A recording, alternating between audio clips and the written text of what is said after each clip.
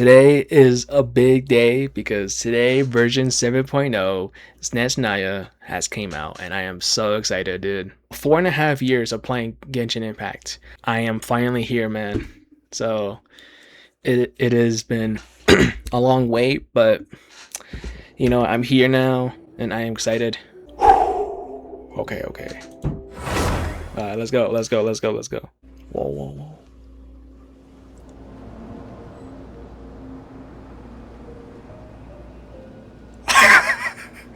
Shit! Oh shit! Oh! Yo! Wait, hold on, bro. This is. Oh yes, hold on, y'all. Look at this shit. Hold on. Look at this, bro. Look at this, bro. Come on. And honestly, I am so proud of myself for still being here and playing Genshin. So, yeah, this is amazing, dude. The day's finally come. We're off to meet the Tsaritsa of Snezhnaya. Yeah. What is she planning? And why does she need the noseies? Soon, we'll have our answers. Yep. Guess this will be the end of your journey that your sister mentioned. What is she expecting you to find there? Honestly, I have no idea. Snezhnaya still feels like a long way away. Hopefully, there'll be plenty of time to relax, eat some good food, and have fun before we arrive. Oh, but whenever Paimon gets thinking about how our destination is right around the corner, all these questions come flooding into Paimon's head. It makes her so nervous. I'm a little nervous too. Yeah. Anyway, enough about all that. We can't start the final leg of our journey with that kind of mindset. Just think. We've fought dragons and sea monsters, defeated creations of the gods, faced prophecies of doom and the threat of the abyss. Heck, we've even been to the moon! Hey, I mean, I'm him. With all that experience under our belts, how could we be any more prepared? Great point. Thanks for the prep talk. Sure thing! Now, stick close to Paimon, the best guide you could ever ask for, and let's charge straight for the finish line! Off we go! Here we go! I'm sorry. What about me? Oh. Do I get a call out? Oh. Whoa! Columbina? You kind of snuck up on us there. How'd you know I was here? Paimon? Did you say something? Don't look at Paimon! Paimon didn't sell you out this time. Oh, Luanatar. It was you. Oh, so it was you! Alright, guess there's no hiding it now. All your friends have gathered at the flagship to see you off. I invited Sandrone too, but she said she had to go back to Snezhnaya. She must be busy. Yeah, so we probably might see her there, probably. She had some nasty things to say about you before leaving. Would you like to hear them? Sure. She hasn't changed a bit. Alright, let's hear it. If they're heading to Snezhnaya, I'll bet it's to cause trouble for Her Majesty the Tsaritsa. Attending a farewell party for people like that would not be a good look for me right now. Also, please tell them not to count on getting help from a Fatui Harbinger in Snezhnaya. Our time working together was not terrible, precisely, but we're on different sides. So when you get there, don't do anything to make life difficult for both of us. Got it. Well, that definitely sounds on brand for her. The attitude, the reasoning. Alright, we'll do our best to keep our distance then. No, you've misunderstood. I think she means that she'd like you to go see her. Oh. How do you figure out that? As long as you don't make things difficult for both of you, you'll be fine. Okay. You really have to read between the lines with Sandrone. Go on, get to the flagship. Everyone should be there by now. I told Lauma that you once treated me to a truly unforgettable meal. Today, I want to return the favor. It's my gift to you. Oh, gift. Definitely nice to be Shit. treated, but hopefully by this point, you know that you don't owe us any favors. Yeah, friends don't keep score. I will come back and visit. The moon of Nodcry will always give you a warm welcome. Well, thank you for that. Time flies when you're having fun, enjoying delicious food with friends, and reminiscing about past adventures. After a lovely meal filled with laughter and warmth, it's time to start the next chapter of your journey. Oh shit. Oh, we're here. Wow! Oh. Right as far as the eye can see. It's so pretty. Come on, give up.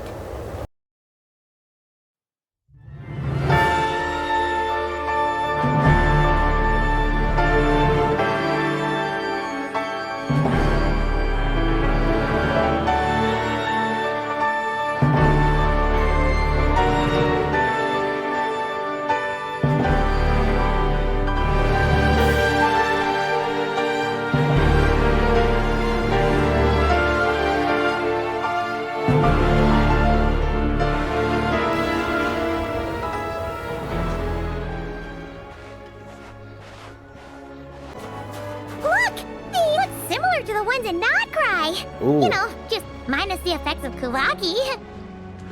That's a sure sign that we're officially in Snezhnaya now.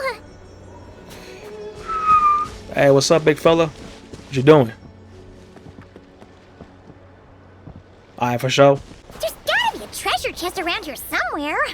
No adventure is complete without a chest or two. Oh, right here. What? Oh. Oh, Paimon. Oh.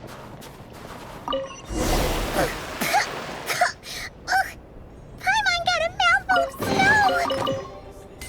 Ooh, it's so cold. Paimon's gonna snuggle up to you for a bit to get warm. Hey, check it out! Those are bears, Oh, right? Oh, look how big and fluffy they are. bro, they're so cute. Oh my god. Take a picture before the moment passes. Right here. If we get any closer, we might scare them away. Alright. Got you. I got you. Alright. Alright, 3, 2, 1. Alright, good. Let's see how your camera skills are these days. Oh, wait a sec. Paimon sees something. What? Come on, quick. Oh. It looks like a train carriage. Paimon's heard that Snezhnaya has loads of railways and trains. This must be one of them. But why is it abandoned? I don't know. Old? Ooh, it's still so cold. Still feeling chilly from getting buried in the snow? Oh, I don't know. Maybe. Oh. Also, is it just Paimon or is the snow getting heavier? This never happened in I'll Cry. And if you're cold, come a little closer. Oh, thanks for offering, but this isn't just the weather. Then what is it? It's hard to describe, but Paimon feels so weird. She's never felt like this before. Are you okay? Do you have like a pain in your chest, something like that? Everything feels heavy. Getting kind of dizzy, too. Should we turn back? Oh, no need. Paimon's just feeling a little low on energy. That's all. It's nothing serious. Well- Not worth ruining our travel plans over. Well, don't push yourself, okay? If you start feeling worse, tell me right away, alright? Yep, sure thing. Snezhnaya, here we come.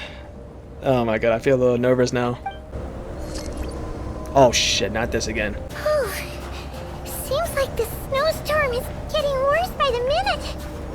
How are we supposed I to... can barely fly. Oh, look! There's a cabin over there. Phew.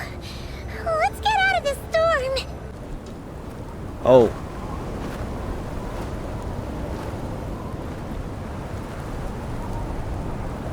Oh. Oh. Oh.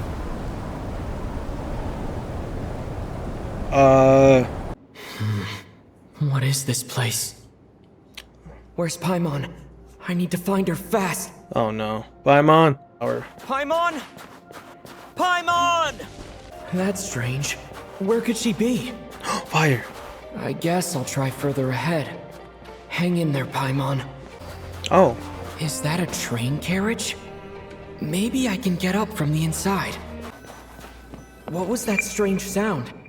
I can't tell if... Hmm? Paimon? Paimon! Is that you? You good? What was that? Oh, wait. Hold on. Incoming entity detected. Whoa. Authorization granted. Initiating original. Hello? Hello, Descender, who's reached the eve of tomorrow. Eye of Gray at your service. Time since last activation. Gray. Time measurement unavailable due to the influence of... Anyway, it must have been a very long time. What are you? I am... I was born to fulfill a mission. To reach tomorrow. To this end, I must... Strange. What was it? Wait, my body? Huh? Why is my body like this? I was about to ask you. Apologies. After a long period of inactivity, it appears that a lot of data has been lost. Anyway, I was created so that humanity could reach tomorrow. But I am unable to load further details at this moment. Nevertheless, serving humanity remains my primary objective. I have detected a drop in your surface body temperature. You cannot remain active in this state for much longer. In accordance with my preset programming, upon reactivation, I must ask the one who awakened me the following question. Will you accept me, Transcender? I will assist you, protect you, and fulfill my mission until we reach tomorrow. No thanks. This is all a bit too strange for me. I accept.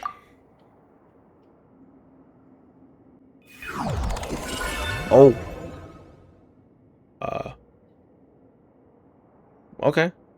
You have made a very wise decision. Now, I detected that you called out a name earlier. Presumably that of your missing companion? The name was Paimon. After helping you get out of here, I will search for a match in the nearby area and pinpoint their location. Wait, you can do that? Merely the tip of the iceberg. Oh. Now that we have reached an accord, you will be my new user. May I ask your name? The Traveler. Very well. I will remember this name until the mission is complete. What is your mission exactly? I need to recover my body, retrieve the power to unlock tomorrow, and help the suffering masses to reach the far shores where the empty Ark floats. I can sense my power scattered across this ice-covered land. I even have a vague sense of where it might be found. But right now, that is not essential. The key right now is you. You must survive and reunite with your companion. Okay. You may now execute the command, Demolish. Use it to remove the Prime Ice blocking the path and obtain Prime Ice units. Prime Ice unit count has been updated. So how are we supposed to... You may now execute the command, Build. Use it to create a Prime Ice construct to prop up the door. Okay. Ah. Scanning local environment. Exit has been sealed off with ice. Maybe we can use Pyro? That would not be an efficient approach. One moment. Usable construct blueprint detected nearby. You can use this to clear the solid ice ahead of you more quickly.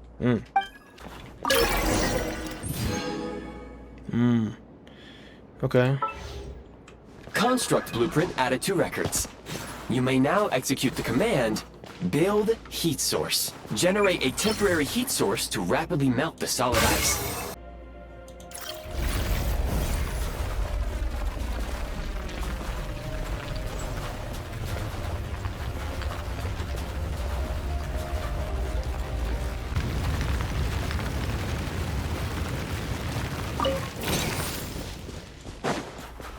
And I made it.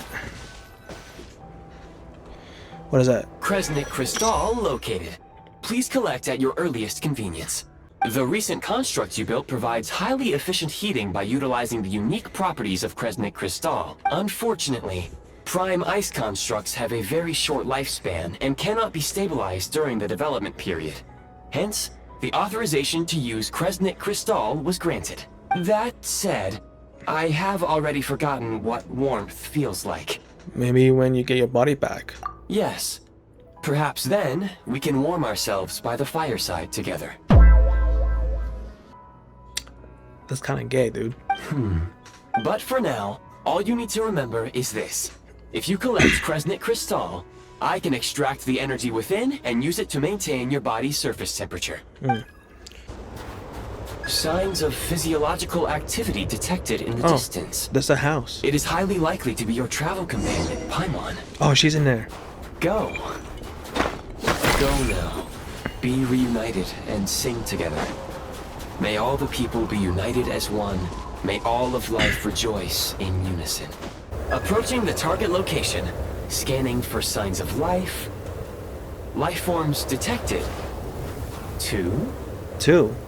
Does that mean someone else is there besides Paimon? Affirmative. However, that is not the reason for my confusion. According to my database, this location is a train station, meaning the number of life forms is unusually low. Real-time environmental data suggests that the train station may no longer be in use. But whatever the situation, please exercise caution. Okay, let's head inside and take it from there.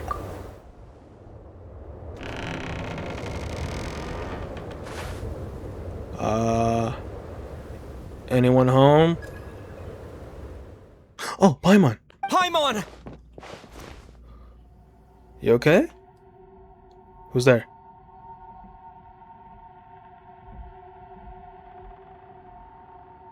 Who's that? Oh, you gotta be... You gotta be kidding me. Him? Who are you? Oh, shit. Already? We just got... Okay. We just got here and we seen this man already? Don't worry. She's only sleeping. You must be the Traveler. She called your name repeatedly while attempting to battle her way through the blizzard. Newcomers to Snezhnaya struggle to adapt to the sheer cold at the best of times. Lately, even the locals are suffering, with a powerful monster having summoned a bitter snowstorm.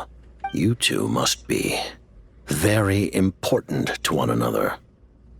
You should take more care not to get separated. Your eyes. Are you Conrian? There are indeed some Conrians left in this world who survived the cataclysm. But I doubt that is news to you. It would be unwise to interrogate my identity here. Focus your attention on your travel companion instead.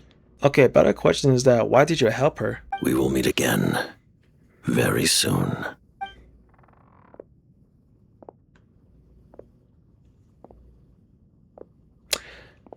Can I say something? The unidentified subject has now left the area. He appears to be an individual of great significance, but my search has yielded no relevant data. I will try searching the database again. Can I say something? What was he doing in the area? Like, did he know that I was going to be here? Did the Tsaritsa send him to come find me? Something like that? I don't know. I have a rough idea. He's probably some big shot who works for the Tsaritsa. Against the odds, your companion is safe and sound. The other person even left a blanket for her. I'll boil some water.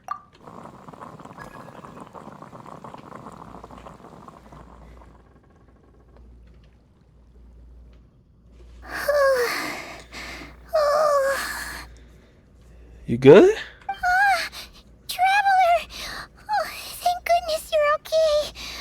Paimon was so worried. She looked everywhere for you. It's okay. Take it easy. Are you feeling alright? Pretty much the same as when we first got to Snezhnaya. Paimon must have got a cold. She was feeling so faint. She just couldn't keep going any longer. So she had to lie down and sleep it off. Wait, where did the jester go? The jester? That was the jester? Yep. Yep, the director of the Fatui. The jester Piero. So, you met him? Yeah, we speak briefly, but he didn't reveal his identity. The Jester must know everything about the Tsaritsa's plans. But there's no way he'd tell me just like that. We might well have ended up clashing. Well, he was right about one thing. Right now, the most important thing for me is to take care of Paimon while she's unwell. He had no intention of explaining his motives, and he left in something of a hurry. Hey! What the? Who is that? Oh, I found this in an ice cave. It looks like half a pair of goggles. How amazing! A self-aware, talking pair of goggles. Snezhnaya was once the land of the Fae. There are many ancient creations here that I'm sure would broaden your mind further still. Mind you, my database is also expanding as we speak. You must be a rare creature yourself. Oh, dude. Oh my god. Wait. I just realized that she's shaking, dude. Wow, she's really cold. The Iron Gray helped me find you. That's how I made it safely out of the cave. Oh, wow! Well, thank you so much. You've earned yourself some of Paimon's favorite candy. Bruh. Oh, but by the looks of it, you probably can't eat that, can you? Goodwill detected. Instead of candy, perhaps I can suggest my preferred strategy. Please clean me regularly to keep me operating at peak efficiency. Oh, that makes sense. Every pair of goggles needs wiping clean once in a while. Sure thing, mister. Anyway, back to the jester for a second. Paimon's still confused about something. What? When he first showed up, he already knew Paimon's name. Huh? And he acted like he expected Paimon to know who he was, too. Paimon could tell that he was conning him from his eyes. And he definitely seemed like someone pretty important. But beyond that, Paimon didn't know anything about him. It was only later, after he rescued Paimon from the snow, that he properly introduced himself. That's the only reason Paimon knows he was the jester. So he knows you. Is that why he was here? He came looking for you? Oh, seems unlikely. He ran into the snow following the sound of Paimon's voice with a really anxious expression on his face. He didn't act like someone who knew she would be here in advance. And after bringing Paimon here, he just stared out at the snow. He didn't do anything to Paimon at all. In fact, he barely said anything. Wouldn't even answer any of Paimon's questions either. Paimon didn't feel unsafe around him. And he didn't seem to have any ulterior motives. For all we know, he might have just ignored Paimon's questions so she'd give up and go to sleep. I think the reason why the jester knows Paimon's name is because he probably read about us on a newspaper about our journeys throughout Tibet, probably. I think that's why he knows about Paimon and us, the traveler. Please allow me to interrupt.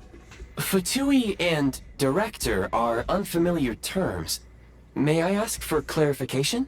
Wait, you've seriously never heard of the Fatui? Oh, they're like the Tsaritsa's inner circle. Really powerful people. And the director is their boss. Understood. Since they hold elite positions and serve their god directly, it stands to reason that they would conduct themselves with due decorum. I am inclined to agree with your assessment, Miss Paimon. I did not detect any ill will from the gentleman in question. I see what you mean. We'll remember to thank him next time we see him. Sorry, I shouldn't have encouraged you to talk so much. Paimon, new plan. Let's get out of Snezhnaya for now. We can come back after the weather clears up and you're all better. The jester mentioned that this snowstorm, being the work of a monster, is worse than most. Even if we made it to Snezhnagrad, we'd still have to wait out the storm before we could do any exploring. Oh, well, it's really nice of you to look out for Paimon, but she doesn't want to hold you back. We were really psyched up for this journey when we first set off. Just think of all the burning questions we have. If we turn back now, who knows how long it'll Damn, bro, she's really shivering, dude. Further information is required regarding the monster situation. But objectively speaking, there is another, more pressing issue at hand. What? At this point, we have traveled a significant distance into the blizzard. Were we to turn back now, the road would be extremely treacherous, especially since we would need to travel on foot. So we just have to stay here for a while? If, however, we continue onward, there may be a better solution. Do you remember what I said as we neared this location? I told you that this is a train station. While it has evidently fallen into disuse for unknown reasons, the tracks remain intact. We can break through the blizzard and forge ahead by driving a train. That is the Snezhnayan way. But how are we supposed to get a train? There is a small town up ahead, which would be the perfect place for Miss Paimon to rest and recover. Paimon thinks Goggles here makes a great point. Let's do that! Are you sure you're up to this? I don't want you to push yourself. Oh, come on. Don't worry. Think of all the traveling we've done so far. When has Paimon ever gotten sick before? Practically never. 'Cause she's in great shape. Sure, she's a little tired right now, but it's sure to clear up on its own. Fair enough. We'll stay the night in the town, then take it from there. Affirmative. Should you ever need my assistance during your future adventures, please call for the Eye of Grey whenever you wish. Otherwise, I will remain silent to avoid causing any unnecessary distraction. Now, please follow me to the train tracks. We could just call the train, just like that? Oh! Just like that. Why be damn? Really, just like that. You know what? I kind of like this Heading north Goggles. from here, we will soon arrive at... Wait, there's an error message. Could not detect clear tracks. What exactly does clear mean? Brace for impact, friends! Preparing to enter impromptu flight mode. Oh shit.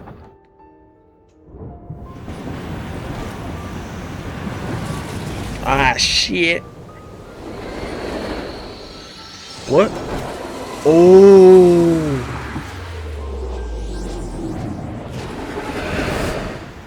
How strange.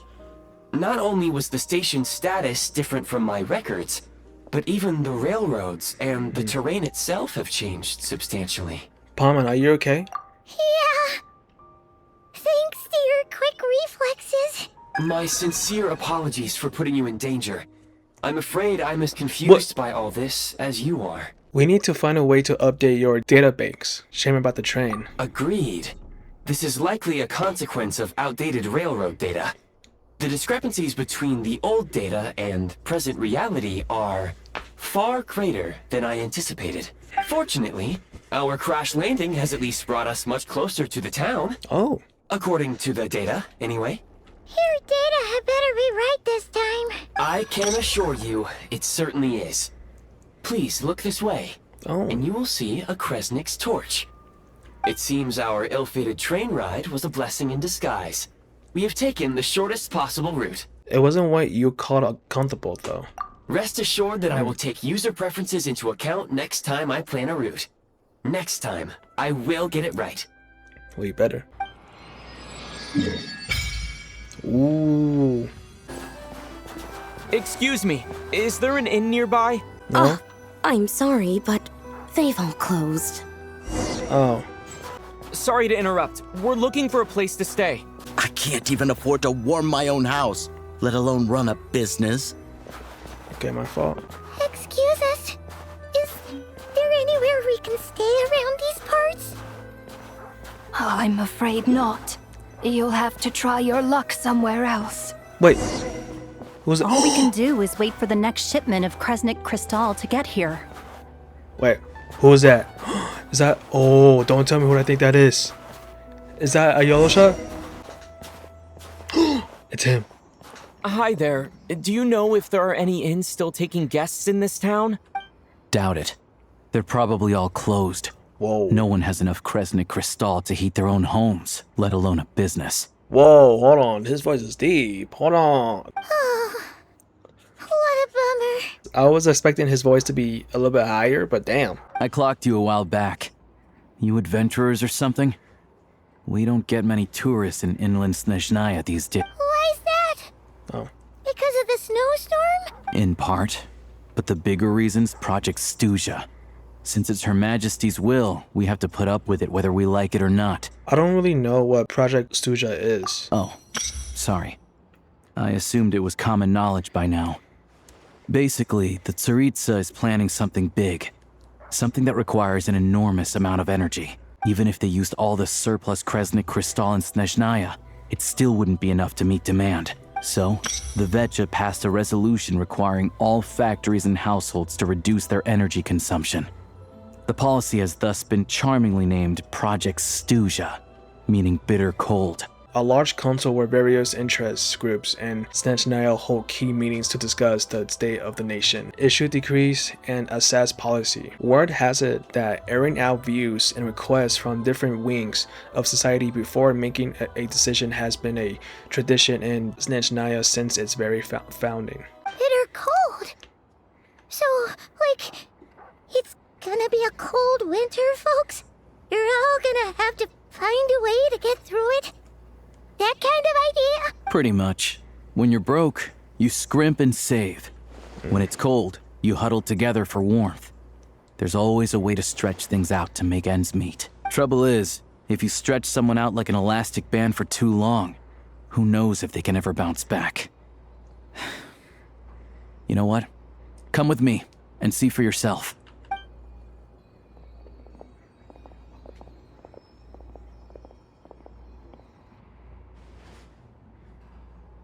Can you please explain to me why the price of Kresnik Crystal has gone up by 1/3 again? Even as our purchase quota has gone down. You only come here twice a month. This won't even last us a week. The supply and pricing of Kresnik Crystal are based on current production volumes and price data. We Fatui are only responsible for delivery and security. I'm not in a position to explain to you how the figures are calculated, but I assure you, they are as fair and reasonable as possible. Oh, so our lives mean nothing to you? How can you expect anyone to survive a single night in this weather without heating? Since you insist on making me repeat myself every single visit, I will remind you again. There is no monopoly on the trade of Kresnik Crystal. You are free to purchase the shortfall from elsewhere on the market. What market? Nobody else is selling. And when they do, they charge 8 times the normal rate. It's robbery is what it is. Which is why the Snezhnagrad Veche passed a resolution to support border communities, without which you wouldn't even be able to buy crystal from us to begin with. So if you're here just to argue, move aside and let the next person in line come forward. Everyone's feeling the cold here. You... All right, everyone, let's calm down for a second. A few words, if I may. We're all subjects of Her Majesty the Tsaritsa, and I'm sure every one of us is dedicated to her great cause. We all know how cold it is. And the more it snows, the harder life gets. Everyone's struggling already. Let's not make things even more difficult for each other. But Liaison Shishkin, there's clearly something wrong with this quota. I have a family in Marepasak who tell me they can buy at least double our crystal allotment. Oh, believe you me, I had the same reaction when I first saw the numbers. Couldn't believe what I was reading. I even wrote a letter to confirm the true figures, but I'm afraid the quota really is as low as you've been advised. Damn. Still, you must understand that calculating these energy quotas is a complicated balancing act. They have to factor in population, town size, industrial application. Our top priority must be to keep the largest Kresnik's torch burning continuously. Only then can we sell the remaining crystal for household use, and in doing so, we must make sure that everyone is treated fairly. As our Fatui comrades said, they are only responsible for delivering the goods. They need to keep accurate records, and they do not have any authority to modify the rates or quotas. That's right. Our duty is to do things by the book. Tell you what, listen. I know how anxious and upset everyone is.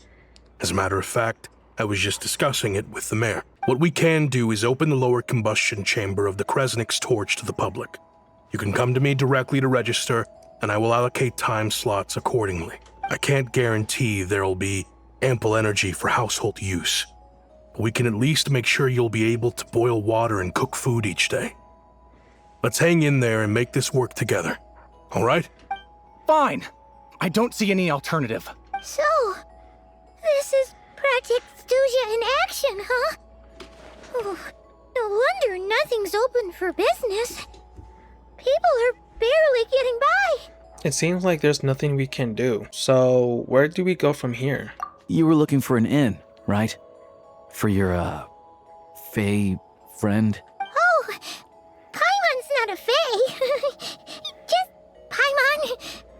She must have caught a cold or something. We only just got to Snezhnaya, and we're still getting used to the climate. I have a small place in Stratomaros. I don't stay there very Stratomaros. often, though, so it's pretty basic. But if you're not picky, you're welcome to rest there for now. It's not much, but I've got blankets and a warm fire. Are you sure? Oh, that's really kind of you. Thank you so much. This is an enormous help. All right, then. This way. Hello, I'm Alosha. I'm a hunter. Though, if you've talked to any highwaymen... Oh. Whoa, wait, hold on. Why does it sound like that?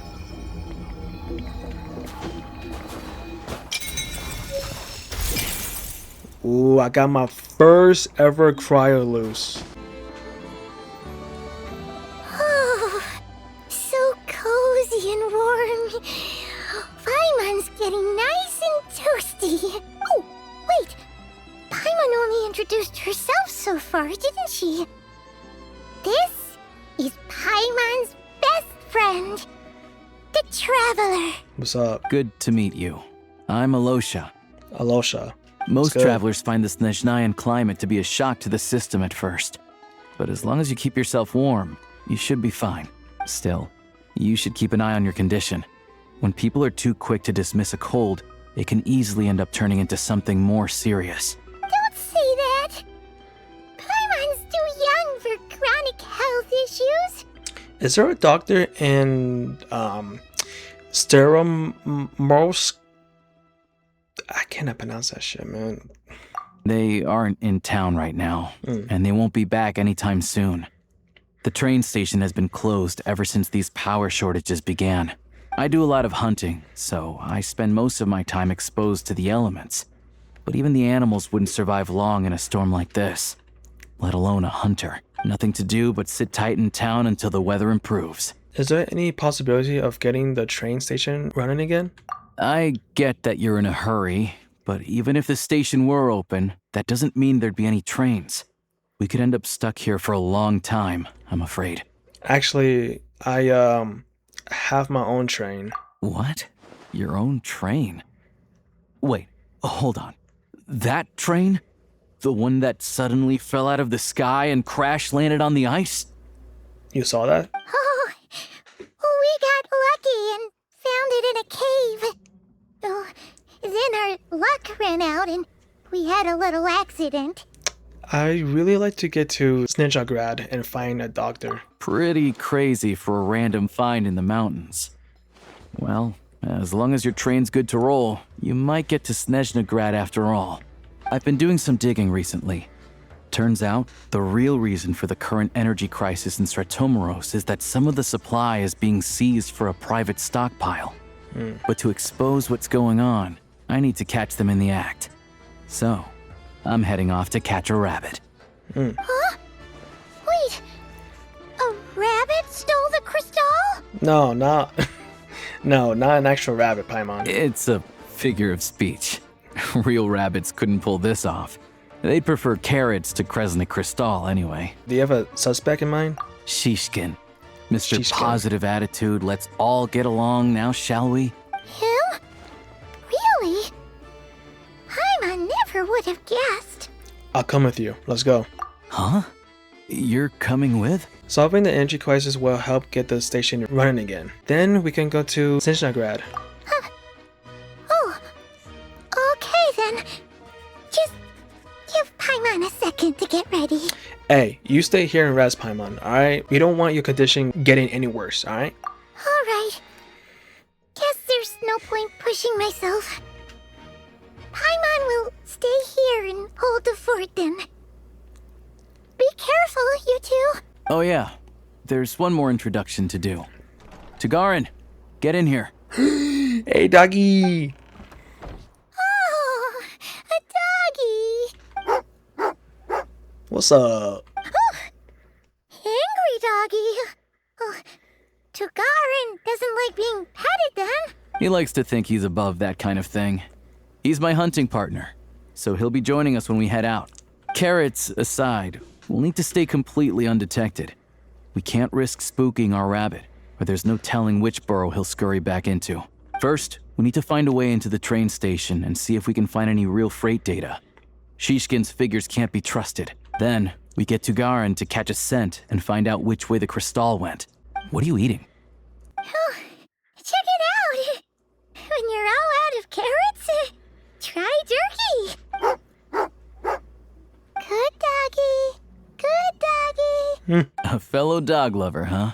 Yep. And rabbit lover. Carrots are great too, you know. Good to know. Eat up, Tugarin.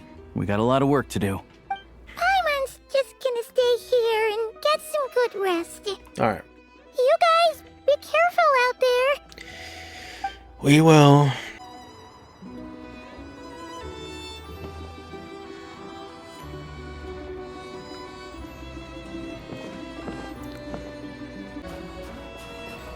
Wait. What? Oh shit. Oh damn, that's cute.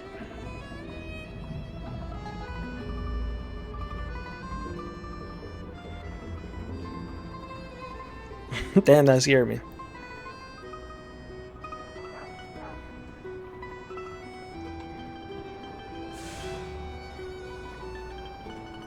Nice work, Tugarin. Come on, we'll go around.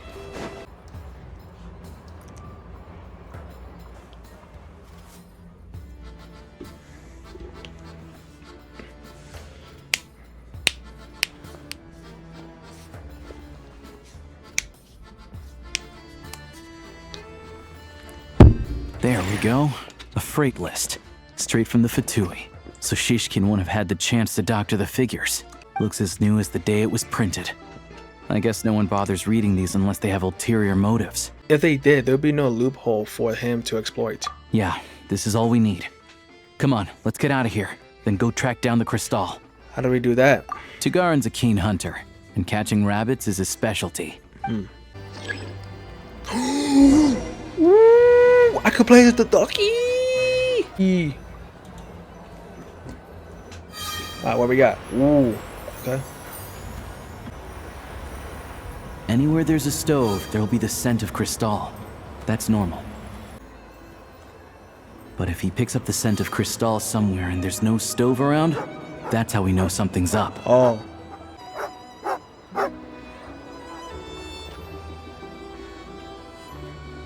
This must be the rabbit's warren. Good job, boy. Sure enough, there's a tunnel. You stay here and keep watch. I'm gonna take a look inside. Alright. With the investigation complete, you and Alosha secretly notified the Fatui and recovered some of the missing crystal. Tellingly, the entrance to the tunnel is right at Shishkin's residence. Now it's time to confront him. Thanks for looking out for us. Things are getting tougher by the day. No need to thank me. It's my pleasure. Oh, him? Sure is Her Majesty the Tsaritsa watching over us. Every sacrifice will be worthwhile. Let's grit our teeth until the blizzard passes. These days of hardship will be over soon. Maybe for everyone else, Liaison Shishkin. But for you, the hard times have only just begun. Oh. Wow. Huh? Who are you? What's the matter?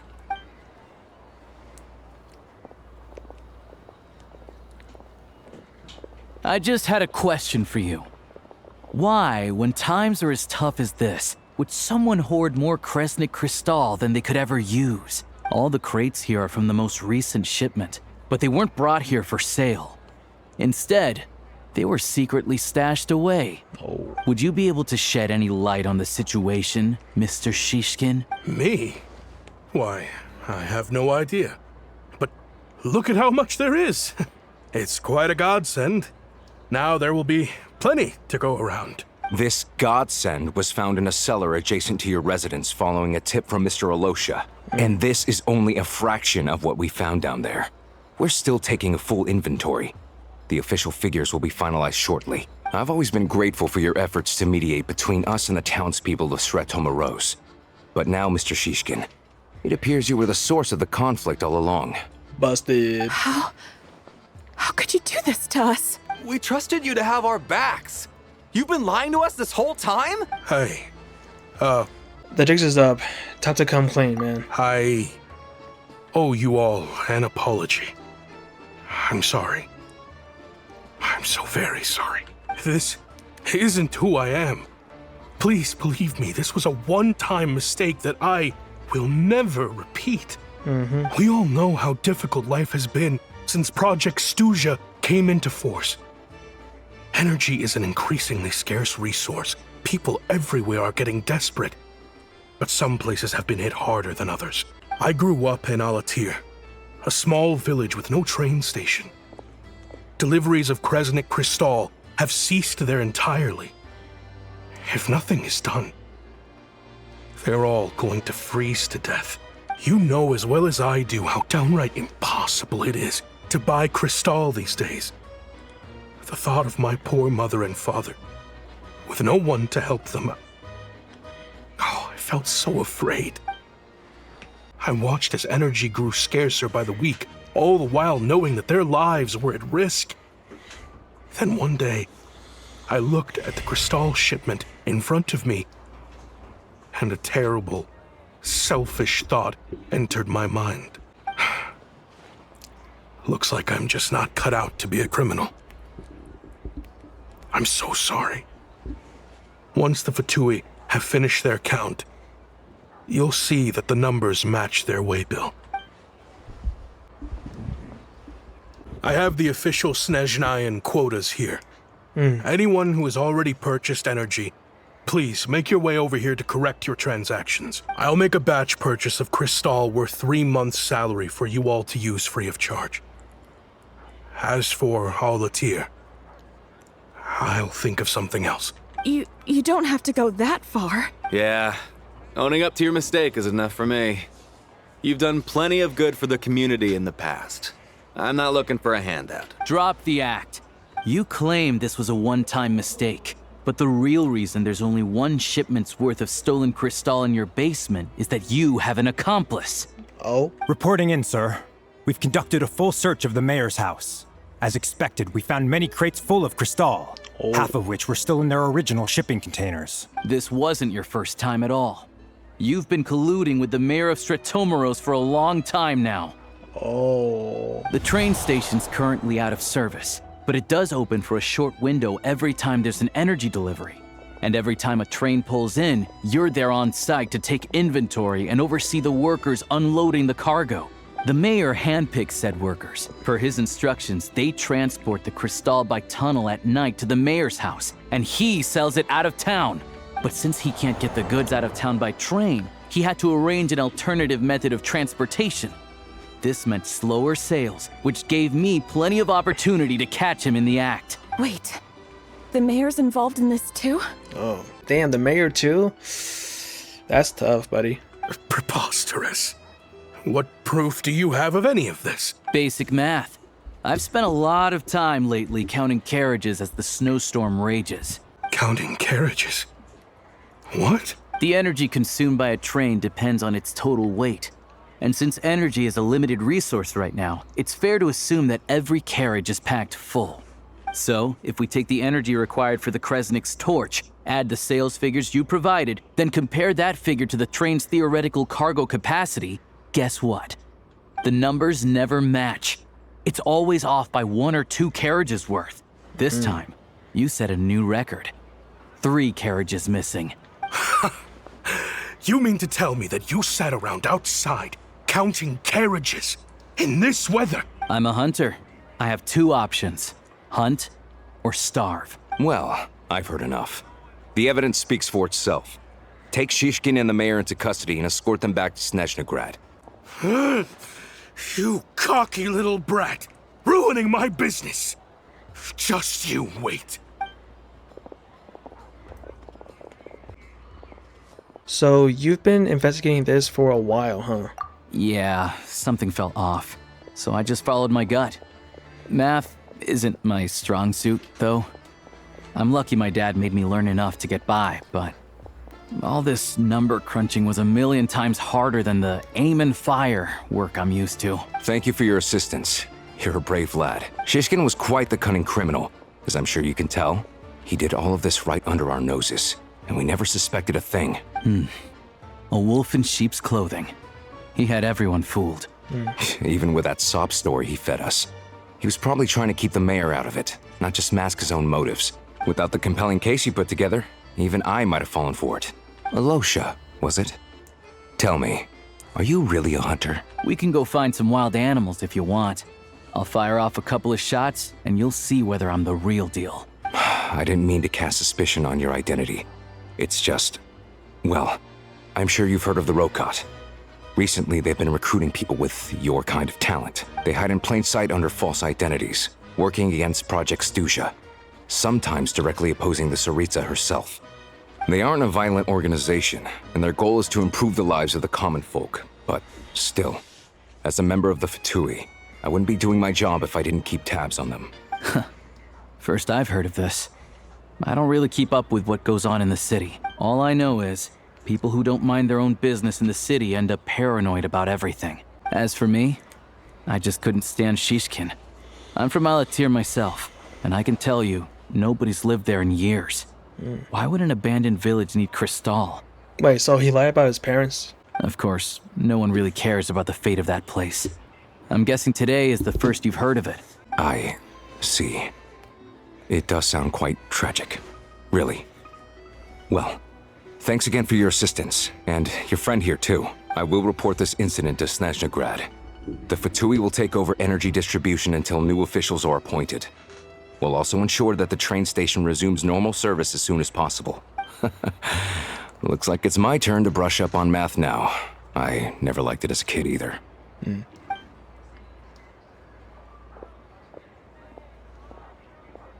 Thanks from me too, Alosha. Don't mention it.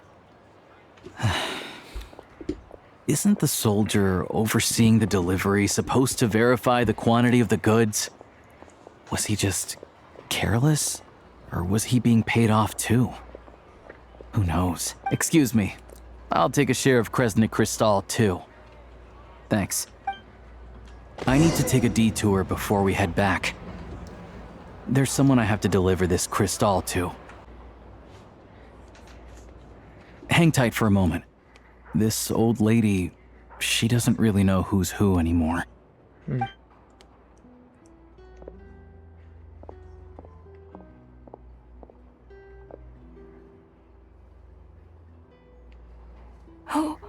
Oh, grandson. It's so cold today. You must be freezing. Grandson? Wait, that's your grandma? Ma'am, it's me, Alosha. Alosha? Oh. Alosha who? Oh. You know me. Never mind. I came by earlier today. Cleaned the ashes out of your stove, gave you some warmer bedding, and washed your back. I'm sorry, I don't remember. Oh, she has like dementia or something. Now, how often do I get to see my grandson? Come on, take a seat and relax while I fix you something to eat. It's okay. You just rest. I'm fine. Oh, you. It's nice to come and visit your old granny once in a while, isn't it? Sretomaros's a good town. All sorts of things to do and people to meet. And the local officials are good to us. Sit down, come on, take a seat. I still have some fruit left. Let me get it for you. Please, don't get up on my account. You need to rest. Where's the fruit? Right under the basket by the door. Or maybe it was on the bedside cabinet.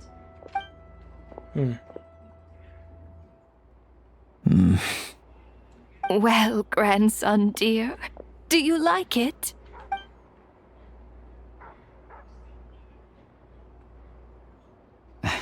Very much, ma'am. It's delicious. Good, good. Wonderful. You don't need to save any more for me next time, all right? Fresh fruit is hard to come by at the moment. You should eat it as soon as you get it. Oh, I don't need it. I'm fine. But if you like it, come back for some more soon.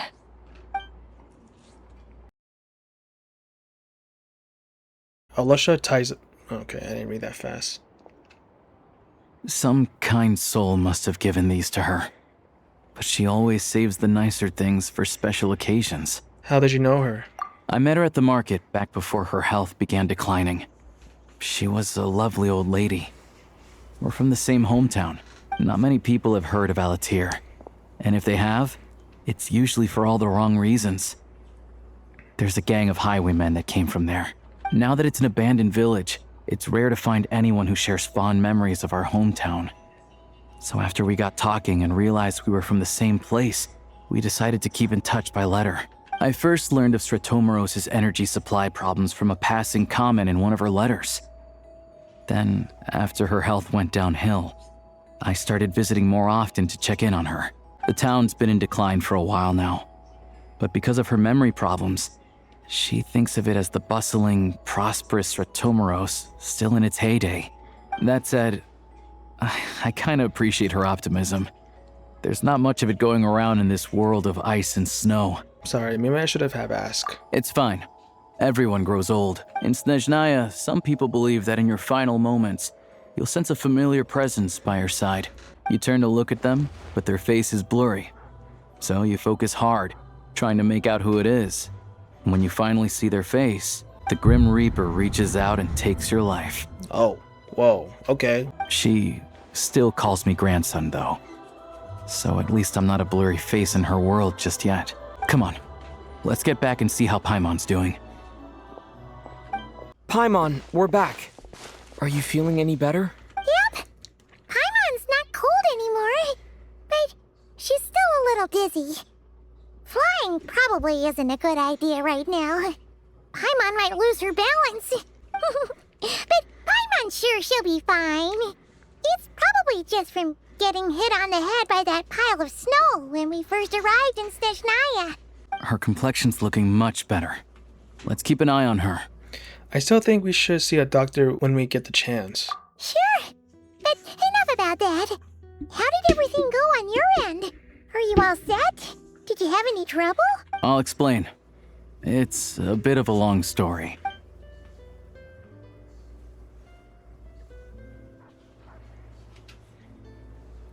Jeez, you guys got pretty busy. Sounds like the liaison officer and the mayor were running quite an operation. Good riddance to both of them. It's a good thing you managed to catch them.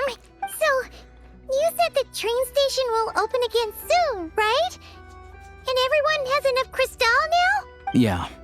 Well, enough to survive at least. Project Stuzha isn't going away anytime soon. People will still have to scrimp and save to make ends meet. I've been meaning to ask, what exactly is the Tsaritsa trying to achieve? Don't know. The goal of Project Stuzha is to gather energy for the Tsaritsa, but no one knows where that energy's going. It's never been made public. The thing is, we were told that the project would only last for 6 months, but time and time again, they keep extending it. Extending it? Does that mean the Tsaritsa's plan isn't going very smoothly? That's what everyone suspects. In principle, any proposed extension needs to pass by majority vote in the Snezhnaya Veche. But even though opposition has been growing, any detractors end up caving into political pressure from the rooster, Pulcinella. He's the chair of the Snezhnaya Veche and a key figure in the voting process. He has the backing of many powerful and influential people. Sounds like par from the course for the Fatui. How come the Fatui are picking on ordinary people even here in Snezhnaya? I don't see it like that. Fundamentally, the Fatui will always think and act in the Tsaritsa's interests, but that doesn't mean they don't care about the plight of the common folk. The only reason Sratomiro still receives Crystal shipments is because of a relief proposal put forward by the Rooster himself. Then there's the Fatui soldiers providing support in every corner of the nation. Even the Northland Bank provided some mora for disaster relief, and they're as conservative and indifferent as they come. It's just that the rich and powerful in their fancy palaces live in a completely different world from us. There's always going to be some conflict when those worlds collide. I'm reminded of something that Fatui officer mentioned, the Rokot. Yeah, well, even though we all believe in Her Majesty the Tsaritsa, there are still many differences of opinion on how best to tackle the big issues of the day. Regular folk don't have an easy way of getting their voices heard in Snezhnegrad, while the rich and powerful are either unwilling or afraid to speak out for all sorts of complicated reasons. The Rokot provides the disaffected with false identities and an outlet to vent their frustrations. Of course, an organization like that exists in a gray area. The moment the Veche think they've crossed a line, there's sure to be a crackdown. The Rokot, one of many civilian political organizations in Snezhnaya. Its members hide all their identities and go by codename instead to avoid the effects of status of their freedom to express their political opinions. They say that this organization was founded by a young counselor who was ousted from the seat. Even now, the identities of the organization's leader and administrators have yet to be disclosed to the public. But so far, they've been doing their best to help the common folk. They sound a lot like you. Like us, don't you mean? You didn't hesitate to join in. You're not new to this. I can tell. That's because we're adventurers. It's our job to help people out with commissions and get to the bottom of things. It's less about the money and more about the adventure itself. Sounds like we're going to get along. So, what's your business in Snezhnegrad? Aside from taking your friend to see a doctor, of course. I want to meet the Tsaritsa. It's complicated.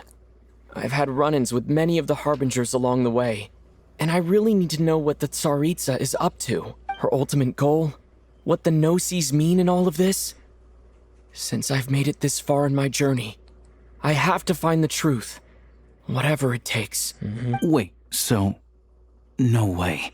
Are you who I think you are? Yep. I'm the traveler. Sounds like you've heard of us then. We're getting more famous by the day. Of course, I know it won't be easy, so I'm not planning to get there by force. I didn't realize I was in the company of giants. Hey, I'm that guy, man. Honestly, we're all as curious as you are about what the Tsaritsa's planning, and why it has to involve us freezing to death in the snow. But getting in the same room as her won't be easy.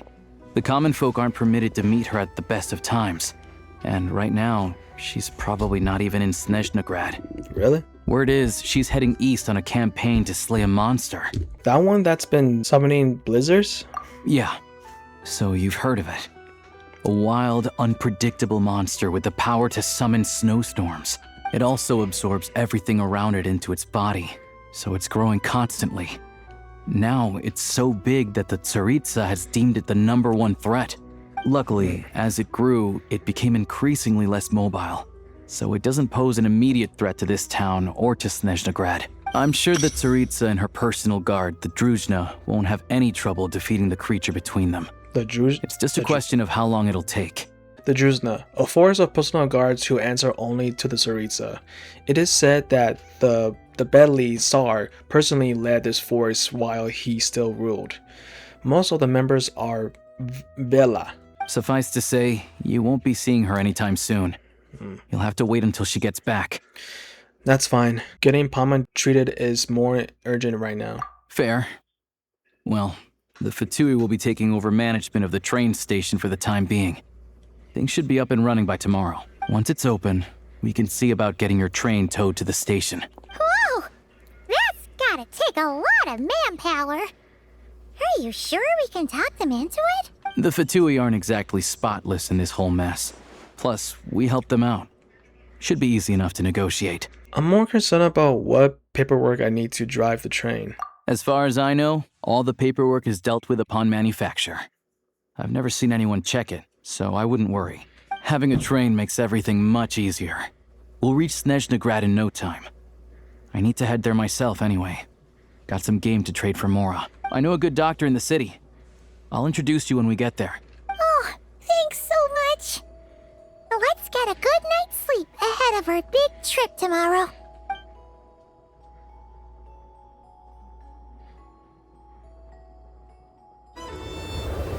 I've explained the situation to the Fatui soldiers. They readily agreed to help. Alright. Drive carefully, all right? You don't want to end up in this situation again.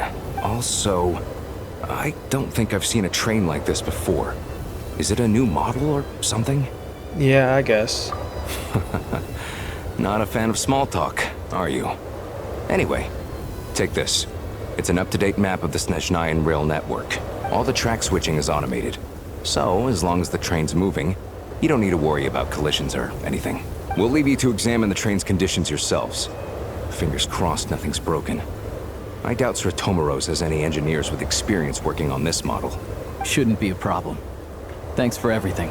All right then. Have a safe journey. And make sure to check everything's working before you set off. Ooh.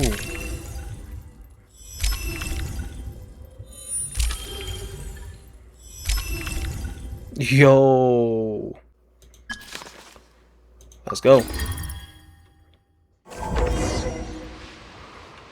Alright. Looks like our destination settings have been applied. Let's give this thing a final once-over and then head out. Goggles, your time to shine. Over to you. Affirmative. Running vehicle diagnostics. What's this? Think of it as a kind of autopilot system. Engine, green. Wheels, green. Frame, minor damage, but no impact on function. Diagnostics complete. All systems nominal. Neat! Huh. Paimon still can't get over the fact that you just found this tech lying around in a random cave. Yeah, I definitely locked out there. I've lived in Snezhnaya my whole life, and I've never heard of an interactive, talking train autopilot. Strictly speaking, I wasn't designed purely to drive trains, though I doubt you have any interest in navigating the practically unreadable operator's manual yourself. All configurations are complete. Should you require any further assistance, please call for the Eye of Grey. Thanks. Oh, nope. Paimon's gonna find a warmer seat. Alright, you do that.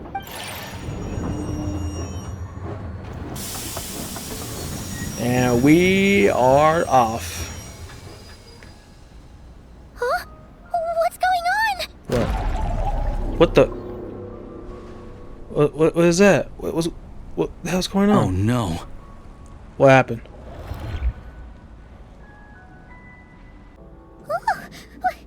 What is this place? Traveler, are you okay? I'm alright. You okay, Paimon? Paimon's still airborne, but it feels like swimming through thick, gloopy water. Ugh, it's horrible. Just our luck. Of all the things that could have gone wrong. What happened? Halosha, you're Snezhnayan, right? Any idea what the heck this place is? It's called the Shadow Realm. A place where no wind blows, no light shines, and no elemental energy flows. Even time itself doesn't exist here. It's a world where everything seems to come to a standstill. I've only seen it a few times before, and this is my first time inside. It's a dangerous place. Most people who get sucked into the Shadow Realm are never seen again. And the few who do make it back, they're never quite the same. Huh? Then what the heck do we do now? Oh, maybe Goggles knows something. Goggles? I don't see it anywhere. Great. Now we're done for. Hold it together. Let's not get ahead of ourselves. I heard a story once about the world of shadows. If it's true, there's a way to escape. We just need to find the exit. Come on, let's explore. Look at these Fatui. It's like they've lost their minds. Their shadows have been devoured. They're no longer amongst the living. can't channel elemental energy here, but I have a few gadgets that still work. Oh, what the? Yo.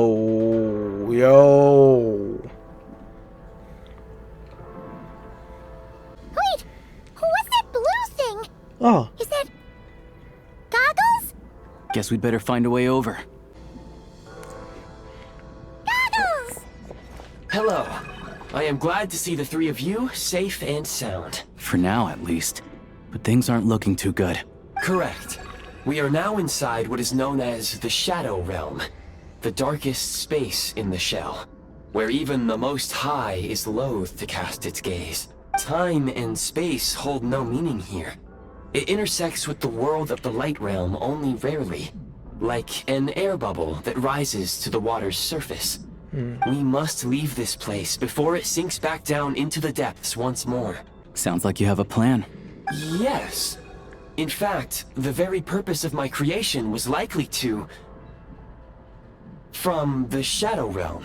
It appears that key data is currently inaccessible. But now is not the time to resolve that problem. I have marked the exit to the Shadow Realm for your convenience. In addition, I have prepared some equipment to aid you as you traverse the Shadow Realm, Traveler. There's specialist equipment for this? It may well be one of my core functions. Scan complete. Construction in progress. Activation code? We once peered into the past from the ruins of the shadows. This is what remains of the Golden City, Hyperborea. Oh.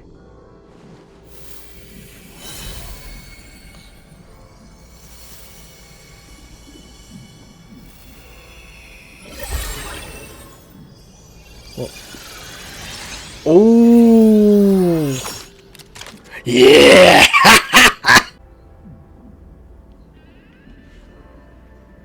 Oh yeah. Whoa. Oh yeah, I'm about to shoot some people, Bob. Now go. Arm yourselves with weapons of the spirit. Bring down the walls of the stronghold and extinguish the flaming arrows of the wicked. Is this a gun? Oh yeah. In the Shadow Realm, where humans cannot channel the elements, there once was one who, after much research and many attempts, found this to be the most effective means of attack. Let's go. We don't have much time. Dude, this is so... Oh yeah. Oh dude, I'm back in Fortnite, baby. Let's go. Oh, okay. Obstruction ahead. You may be able to use the explosives nearby. Shoot the explosives to detonate them and clear the path. Okay. Many hostile units approaching. Oh shit, here we go. I suggest a new strategy. Take cover and pick them off one by one. Got it. Alright. Let's go. I got a gun! It's over. Defense requesting backup. Where?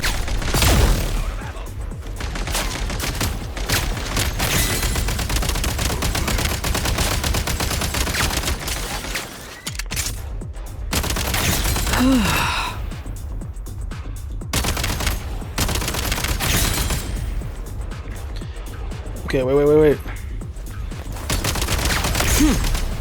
I got a gun! Defenses have been breached.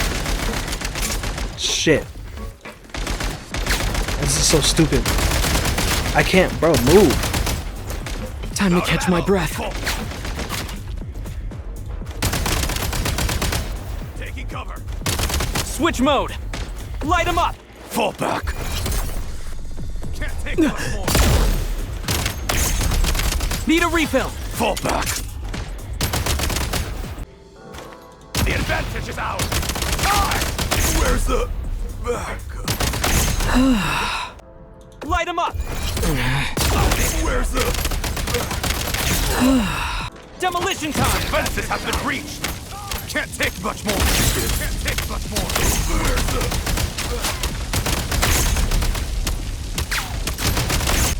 over? Oh shit. Defenses have been breached. Frag out. Need a refill. Where's the over? Whoa, careful! Shift your center of gravity and slide down. How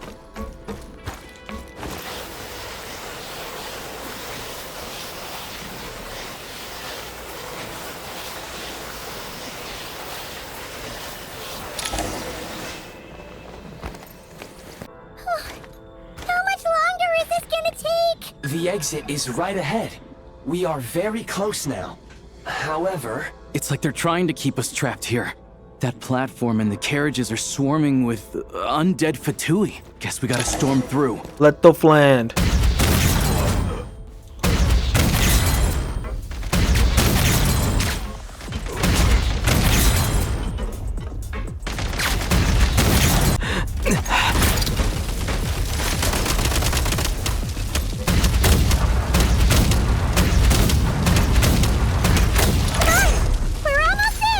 That. Huh?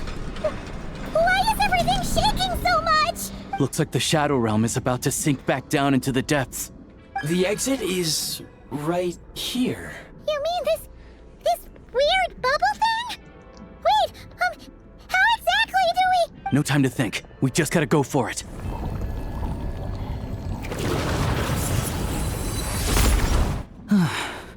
Looks like I was right.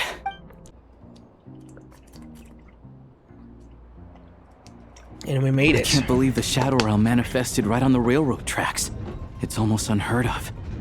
Lucky we made it out. All thanks to you and that awesome gun. While we weren't there, you mentioned Hyperborea. Ah, so you have heard of the Golden City before? Yeah, it came up a whole bunch in Nokrai. You're a pretty neat surprise in that sense, aren't you, Goggles? We had no idea they left cool gadgets like you behind. Thanks for saving us again, Eye of Gree. Make no mistake, it was a team effort. For a first-time firearm user, your performance was quite outstanding. Far beyond my expectations. Yeah, I mean, I tried my best. I mean, I did play Call of Duty and Fortnite before, so... As Alosha said, it is highly unusual for the Shadow Realm to manifest in a place like this.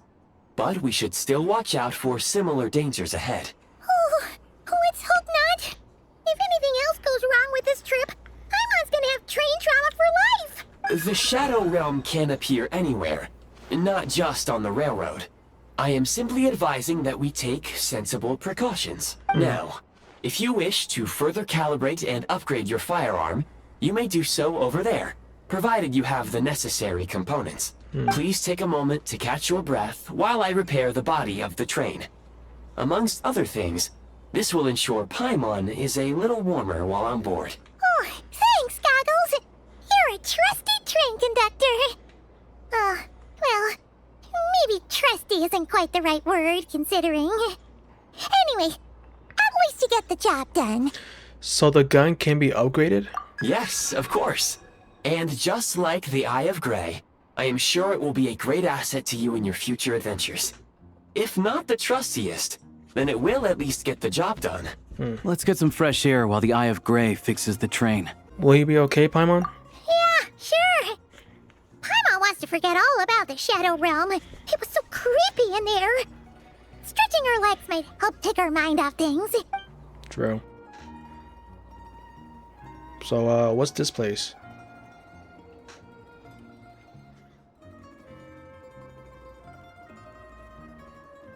It's so quiet here for a train station. Not a person in sight.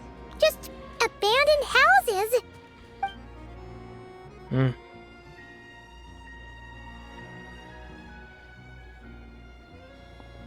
Ooh. Yo, wait, hold on. So much for repair. You've swapped our train out for a whole new model. Whoa. My plan was to restore the train to its original appearance per my records as quickly as possible. Now that the repairs are complete, the train offers optimized performance and a significantly improved trendiness level. Hold on now. Didn't know trendiness was a parameter. According to my calculations, parameterization is the most effective way for the Eye of Grey to understand trendiness. Hyperborea, huh? I'm sure I've heard of that in a story somewhere.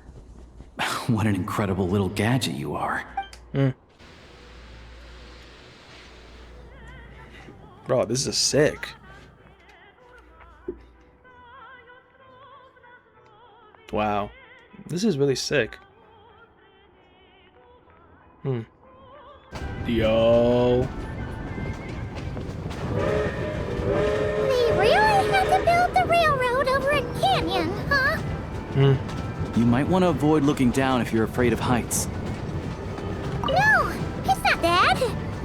Paimon's just praying that we don't have yet another accident.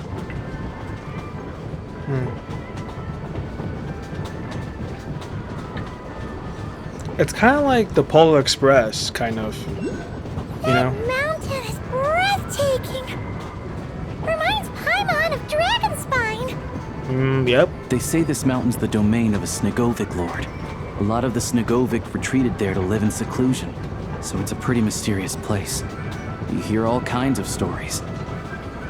Even the residents of the nearby town of Svietlolidovka steer clear of the summit, and they make a living off of harvesting prime ice. Who is that? Oh, hell no. Yep, nope, I'm not finding that guy. Look, Snezhnagrad's just up ahead. Ooh.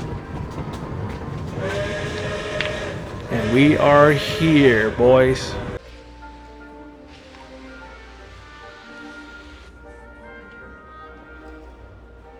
It looks nice.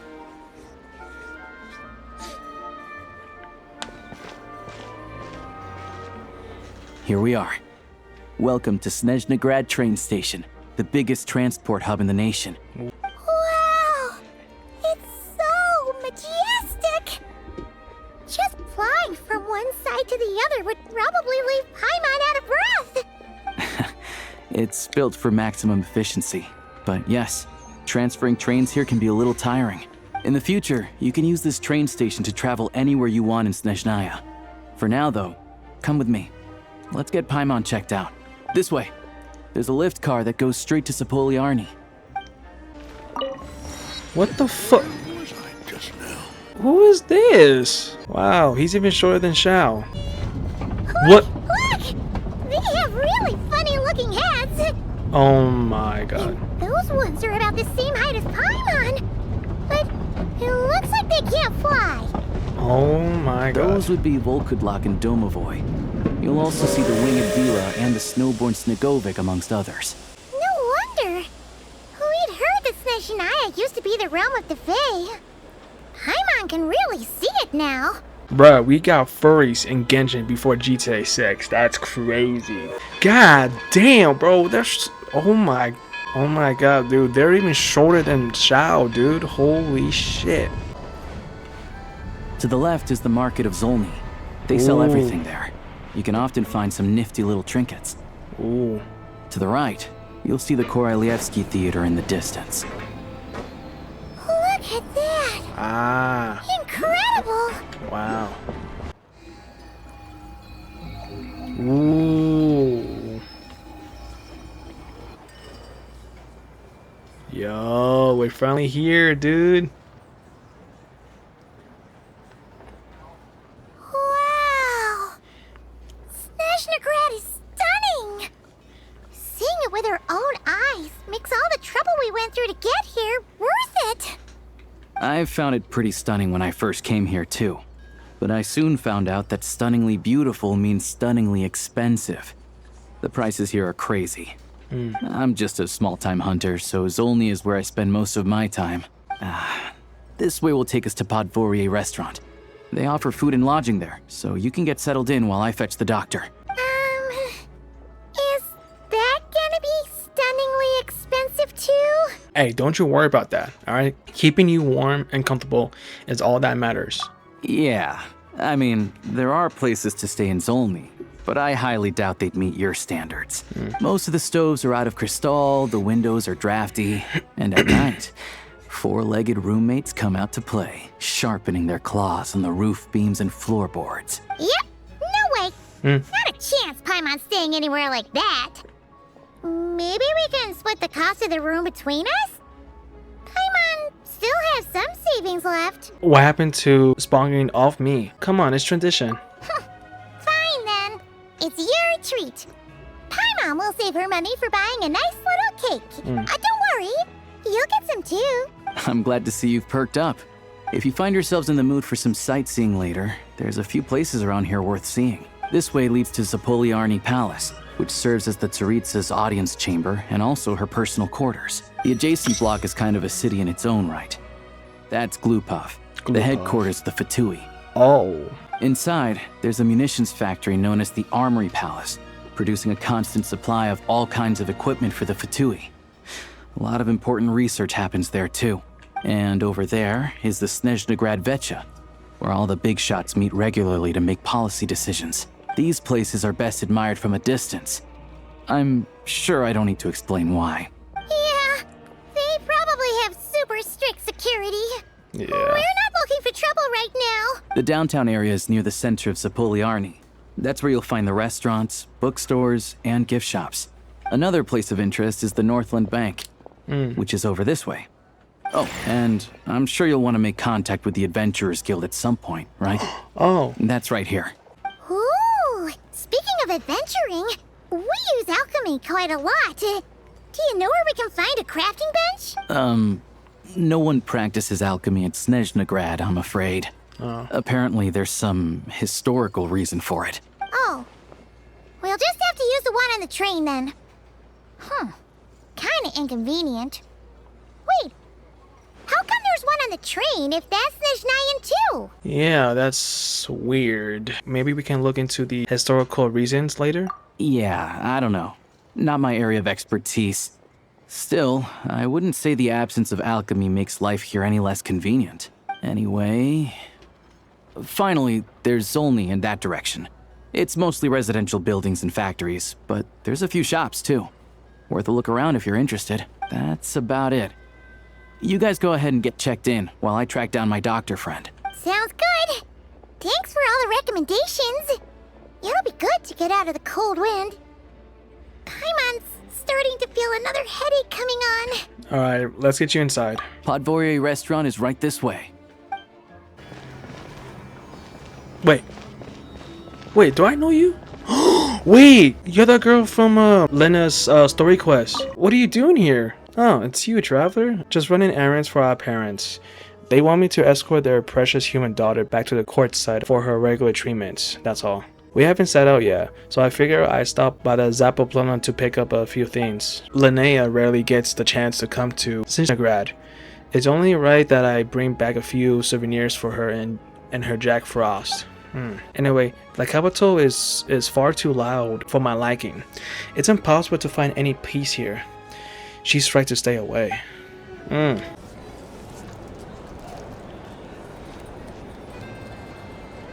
Hello.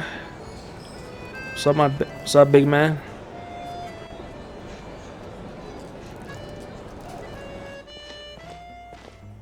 Ooh, Looks like you get what you pay for, huh? Paimon likes this room a lot. Feeling better now? Yeah, much better now that we're out of the cold. Oh, thanks for taking such good care of Paimon. Honestly, she feels kind of bad for throwing a wrench in the works. If this were anywhere else, we'd be out investigating and adventuring by now. But instead, we're stuck here waiting for a doctor. It's okay. We aren't under any time pressure. The sooner you recover, the sooner we can start exploring. You're right. No need to push ourselves too hard for no reason. A lot happened on our way into the city. Let's review what we've learned so far and try to figure out what to do next. Obviously, the million more question is, what is the Tsaritsa planning? Everything else leads back to that. Yeah, that was our main goal in coming to Snezhnaya. Sure was. And so far, we've learned that in addition to the 7 Gnosis, her plan also requires a ton of energy. But we won't get to see her anytime soon. Aloysius said that she went east to fight that big monster. It must be a pretty powerful one if it can blanket the whole of Snezhnaya in a snowstorm this awful. It's one of the threats we'll need to face, I think. To be honest, what we're really lacking right now is information. The kind of information that only the higher-ups in the government would know. Not word on the street type of info. Paimon can think of a few people who might be able to help us. But They're all for Tui. Yep, Alakino, Snezhnaya, Child. Yeah, that's gonna be a little bit tricky. Right. And when we left Nogcry, Snezhnaya specifically left a message reminding us which side we're on. So, yeah, it's unlikely they'd tell us anything confidential about the Tsaritsa's grand plan. I mean, it's still worth asking. Yeah, fair point. Besides, that Glupov place is right nearby. We've got nothing to lose, so it'd be a waste not to go. There's gotta be someone there willing to talk to us, right? Maybe Arlecchino or Snezhnaya? Or possibly Tartaglia. But it's unlikely we could sweet-talk Arlecchino, let alone Snezhnaya. She basically told us to stay in her lane already. Well, it's been a while since we last saw Child. Yeah, the last time was all the way back in Fontaine, right? Yeah. Too bad we missed him in Nogcry. Apparently, he came to help out. Yeah, he had that cameo in Nogcry, but, you know, and he was willing to help us too, but... Hello. Is there a traveler in Paimon in there? That's Aloysia! Come in! Yeah. Who's this? Oh. Hello, I'm Dr. Luneva. Aloysia mentioned that one of you is feeling a little under the weather. It would be grateful if you could take a look at her. I see. So you're my patient today, yes? And you're Faye, I presume? No, she's a fat fairy. Good question. Paimon's not too sure either, but she's definitely not the same kind of Faye as the ones we saw at the train station. Is that gonna be an issue? Not exactly. It's just, I'm used to treating human patients. Fae tend to be far more resilient than even the healthiest and most long-lived of humans. But don't worry, I do have some experience treating Fae. I've even diagnosed plenty of cats and dogs in my time. Safe to say, I have a fairly eclectic range of expertise. It'll be fine. Paimon's basically the same as a human, right? We're no different when it comes down to it, are we? Well, I mean, you're short. You can fly. Our taste in food is a little different. The biggest difference is probably your appetite. More like you don't eat enough. The more talking you do, the more you need to eat. Hey, man, I'm just trying to stay fit, man. I'm not convinced by that logic. Now, please take a seat. Okay, vital signs are good. Test results are all within normal ranges. I don't think it's anything serious. More than likely, you've just caught a cold. I can give you some medicine to tide you over. But as long as you rest properly for the next couple of days, you should feel better. Make sure to keep an eye on your temperature, though. If you find yourself with a persistent low-grade fever, or if your symptoms don't improve, just contact me again. Sounds like there's no cause for alarm. Yeah, let's see how it goes over the next few days. Thank you, Doctor. You're very welcome. Just doing my job. I'll leave you in peace now. Time to visit my next patients. Take care. You heard the doctor. Best you rest up here for a couple days. No sightseeing for the time being. I'll stick to the local area then. All right, then. Guess we've got no choice. Let's just treat it as a short vacation. I have to get back to it. If you need anything else from the doctor or me, go to the Hunter Trade Station in Zolny. The boss there knows how to reach me. Thanks for everything. Hey, no big deal. You saved my life in the Shadow Realm. This is the least I could do.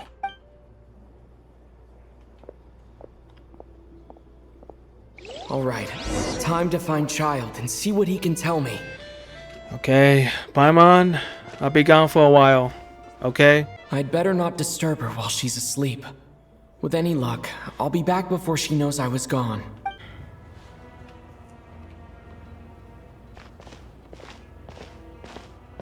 Hold on. Please display your invitation letter or permit. I'm looking for someone. Could you pass along the message? Glupov does not accept meeting requests without a prior appointment.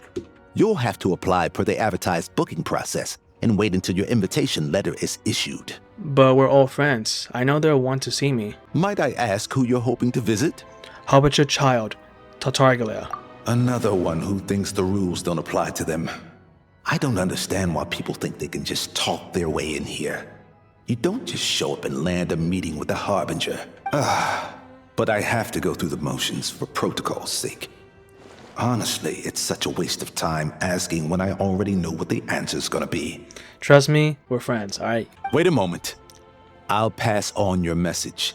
If child is unavailable, you'll have to go through the proper procedure.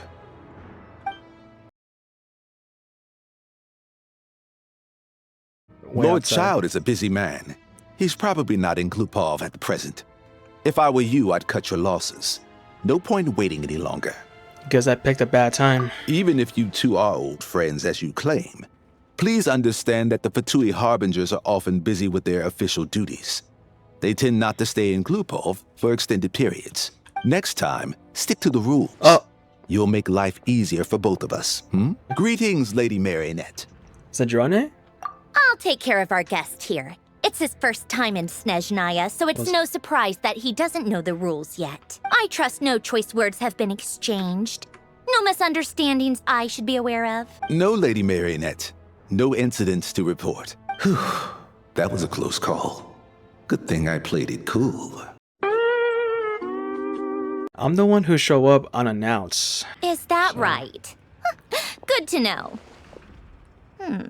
Wait, where's Paimon? She's a little under the weather. She's recovering at Putterov restaurants. Under the weather? That's hard to imagine. She's always buzzing with energy. I take it she's still adapting to the climate. Happens to a lot of people. It's even colder here than in Nodcry. Has she seen a doctor? I can get you one if you need. She's already seen a doctor. She just needs to rest for a couple of days. All right then. Well, let me know if you run into any other problems. Did you came out here specifically to see me? Why else? I was just about to sit down for some much-needed tea time when I heard that an old friend of Tartaglia's had shown up outside. No appointment, nothing. And, as obnoxious as it may be to show up uninvited at Glupov, I couldn't help but take pity on the poor soul who was waiting outside in vain. So I had no choice but to abandon my freshly brewed piping hot tea and come to see this mystery guest for myself. You already guessed it was me, didn't you? That's so sweet. Well, I felt our time working together in Nodcry warranted some courtesy. I couldn't exactly let you freeze to death out here in the wind. Unfortunately, I can't invite you inside either. What? The rules of Glupov wouldn't allow it, and as a harbinger, I have to lead by example. On the plus side, Snezhnograd actually has some class, unlike Nosha Town. Torchlight Books has a very nice selection of teas and cakes, so we can catch up there. Your treat, of course. What? Why? Because I already wasted one perfectly good cup of tea today. That's why. Alright, my fault, bro. Oh, sorry, but I gotta get downstairs. I've ordered for the both of us. No objections, I assume. I'm sure you trust my taste. No problem. Though I'm sure you mostly ordered for yourself. Okay, let's get down to business. Oh. I'm guessing you don't actually have any urgent business with Tartaglia, per se. You just want information, right? Yep, you got it. But how's he doing anyway? Wanna take a guess? He has been picking fights again? Of course you'd say that. You shouldn't underestimate Counselor Tartaglia, you know. Counselor? That's right. I'm sure you've heard of the Snezhnograd Vecha by now. Well, he's busy preparing some paperwork for their next meeting. Oh. They'll be discussing yet another extension to Project Stuja. It's basically all anyone cares about in the Vecha these days. Tartaglia. A counselor? Sorry, it's just a little hard to imagine. He doesn't exactly strike me as pen pusher. Yeah, he's more of the shoot first, ask questions later sort, isn't he? It all started with a very detailed letter that Capitano left for the jester, Piero, before leaving for Natlan. In that letter, he detailed the future arrangements for his subordinates. All of his key people were reassigned to Tartaglia. So all of the captain's men, they all transferred to him? I guess he'd already prepared to leave us for good all the way back then. But Piero didn't reveal the contents of the letter until the events in Natlan had concluded. Why Tartaglia? That was his reaction, too. Why me? With a bewildered look on his face. He'd always assumed Capitano looked down on him. He was a man who kept his thoughts to himself and barely spoke to him the whole time they'd known each other. But he occasionally brought Tartaglia along to my tea parties back in the day. So to the rest of us, it was clear that Capitano had quite a lot of respect for his young comrade. By the rest of us, I mean my tea party regulars. Arlecchino, Rosaline, and... actually, not Columbina. She was probably oblivious to it. Anyway, then the Liu-S situation happened. Normally, it took a lot to get under Capitano's skin, but that time he was furious. It's not really my place to talk about it, though.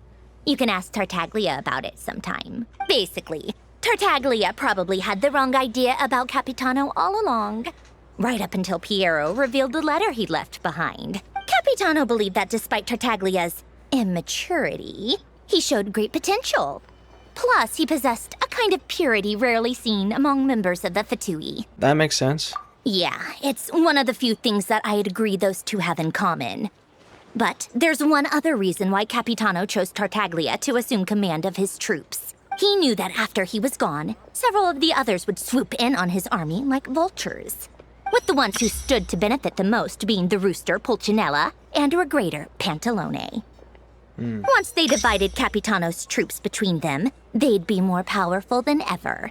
No one would be able to stop them. So, you can see why Capitano chose to hand that letter to Piero, right? Because the jester needs to maintain a balance of power? Exactly. Piero also needed to back a harbinger as soon as possible. And all things considered, Tartaglia was the best choice. Even though Tartaglia has had the support of Northland Bank for a long time, he and Pantalone are ultimately not cut from the same cloth. I'd say Capitano made a good judgment call. Anyone else caught in this situation would probably feel like they'd been hung out to dry. His best course of action will be to distance himself from any shady business, while still maintaining friendly relations with Pantalone, but seeking Pulcinella's support at the same time. Are you sure it's okay to tell me all this inside information? What's the point in having a tea party if you don't spill a little tea? True. Besides, none of this is confidential anyway. Ask any journalist out there. They'll give you all the lurid details. You'll see it firsthand if you ever sit in on a session of the Snezhnograd Vecha. All the factional strife, whether open or unspoken, it plays out for all to see in that one little room. Having a voice in the Vecha is the only way to steer policies in your favor. So, every person in that room represents a particular interest group. Pantalone, for instance, represents the financial sector, and Tartaglia represents the Fatui soldiers. Personally, I have no interest in political jousting. But since I have a number of engineers and researchers under my command, I have to make their voices heard. Then there's Pulcinella, the linchpin of the Vecha. He represents politics itself. Everything involves him, so nothing can bypass him. Any issue that comes up, he knows how to mediate. That's what the Tsaritsa values most about him. This explains a lot.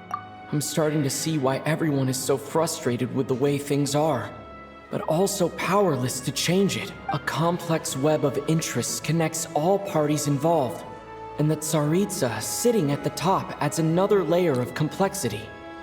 It must be nearly impossible to come up with a perfect solution. All right, I'm done carrying this conversation.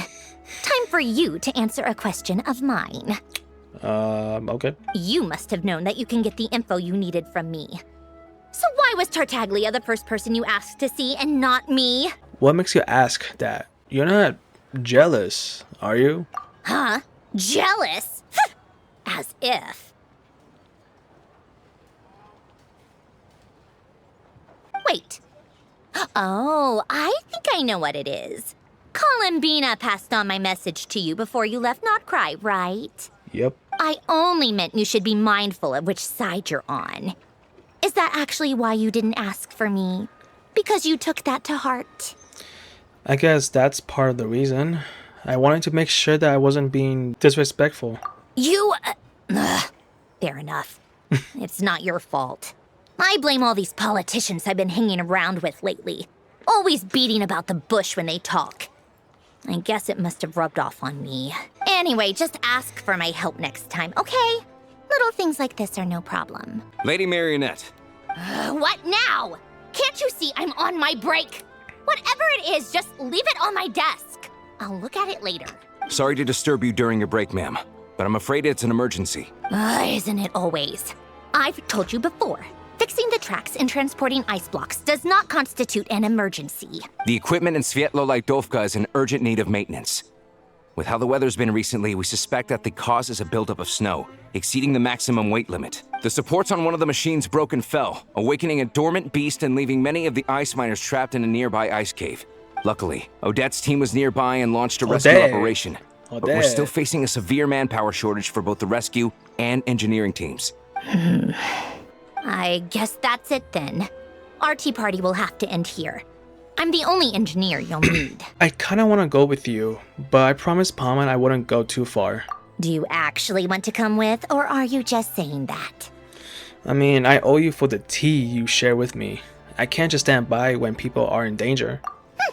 Nice of you to return the favor. I'll have a couple of people look after Paimon. They can let her know that you had to step out for a while.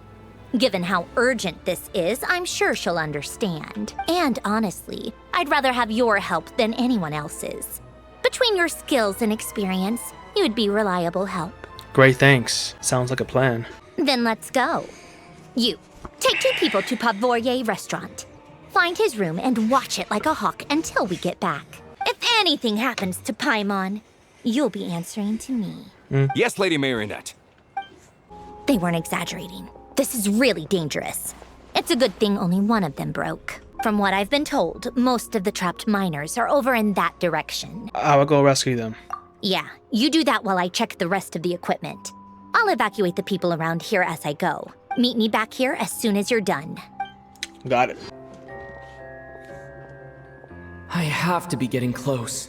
Don't go any further. What? Who said that? Oh.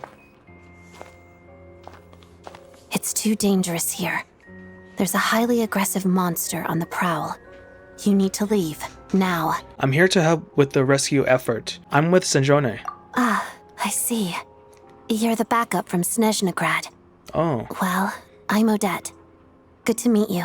Odette, what's up? Ah, so this is Odette. She was the first member of the Fatui on the scene. There are 5 people trapped in the cave. Monster type is unknown, and so is its location. Let's go. Every second counts. Got it. Wait, actually, I want to try Odette. Ooh. Okay, so she's a sword user? Careful. Oh. Something's moving. Is that a bird? This must be the monster's shadow. Looks like a tough opponent. It's a bird.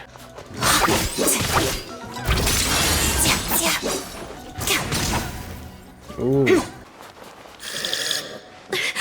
Oh. Stay back! Crystalline Adagio. Ooh, okay. Okay, I see you. I see them. They're right behind the monster. Oh. The monster seems very agitated. It could attack at any moment. Let's make the first move.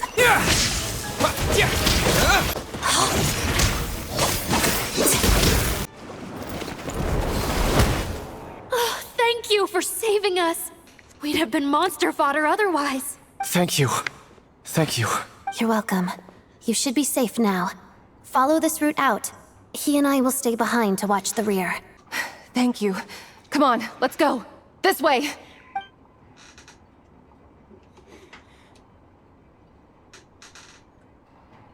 I've searched the area. Pretty sure the monster made a tactical retreat. Was this its lair? Yeah, but with us here, it won't be coming back anytime soon. It may be small, but don't be fooled. It's a ferocious beast. People are just food in its eyes. Yeah, I could see that. It's lucky we got here when we did. The trapped miners have been successfully evacuated. Time for us to leave. Wait, this place. There's something unusual about it. Oh, wait, a cutscene?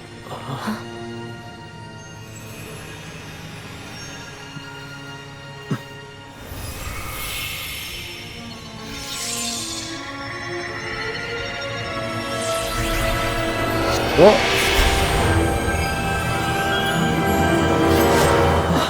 What is that? I don't know. I just made a f***ing sword?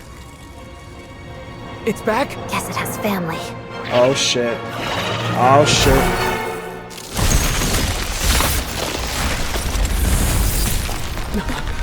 This way. Run!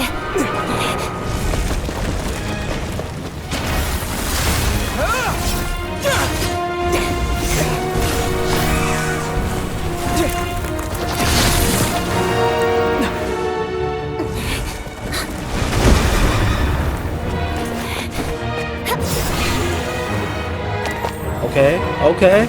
I see you.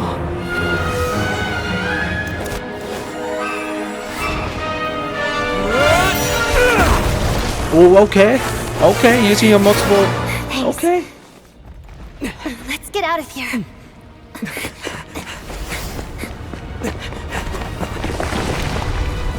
Oh no, run, run. Okay. Oh shit. Everyone's accounted for. We managed to rescue them all. We also placed a sign at the entrance to the cave, warning people to stay away. You really held your own today. I still don't know your name. It's the Traveler. I'm an adventurer. Don't think I've seen you before. I'll remember the name. All right then. See you around. Alright. Oh, Snezhnaya. Hello, Lady Marionette. I hear the rescue operation was a great success. I knew I could count on you. What brings you here, Odette? Here for a performance? No, a Fatui mission. I happened to be nearby and heard the crash. Performance? She hasn't introduced herself then. Odette is the prima ballerina of Snezhnograd. She's quite the celebrity. Oh. If you ever hear people mention the two crowning jewels of the Korolievsky troupe, they're talking about Odette and the prima donna, Vodianitsa. On top of that, Odette's also a rising Fatui star. It's looking likely she'll inherit the title of the Fair Lady. Wait, so you're saying that she might become the Fatui Harbinger? Ooh. She learned all her combat skills from Rosaline herself. Used to be one of her most valued subordinates, too. Well, does she know that I still have, Lasinura's, crown? You flatter me, Lady Marionette. If she's Rosaline's protege, that makes me... No. Never mind. There's no need to bring it up. Yeah. No point making things awkward. She probably does not want to hear that right now. No wonder you're such a keen fighter. How's progress on your end, Lady Marionette? Equally successful. I finished reinforcing all the equipment. Took me a little longer without Polonia's help. But the outcome is the same, of course. Even if the heavy snowfall summoned by that monster lasts for another 3 months straight, this equipment won't give way. All right, now that we're done here, it's time to get out of this blizzard. That's it? Isn't there more work to be done here? Sure, but Snezhnograd will send someone to investigate and draw up a relief plan. And I guess I'll have to write the incident report myself this time, since it involves a mechanical malfunction. First, Pantalone needs to approve the budget, then Pulcinella has to sign off on the plan. Once they've argued it out and reached a compromise, we can move forward. That's the rough process anyway. Could take anywhere from a couple of weeks to a couple of months, depending on how smoothly it goes. And in the meantime, the people here just have to wait? Yup, nothing we can do about it. Damn. There's a whole stack of incident reports like this back at the office. The snow has eased a little for now, but there's no telling when that will change with that monster still at large. Fuel for heating is in short supply, and relief is weeks away. There's no immediate threat to life, but still, it just feels like there should be a better way. Hey, quit daydreaming. Let's get back to Snezhnograd. When did you get a new sword? I found it in a cave. It handles pretty nicely. You have a strange affinity for secondhand swords. I mean, I guess.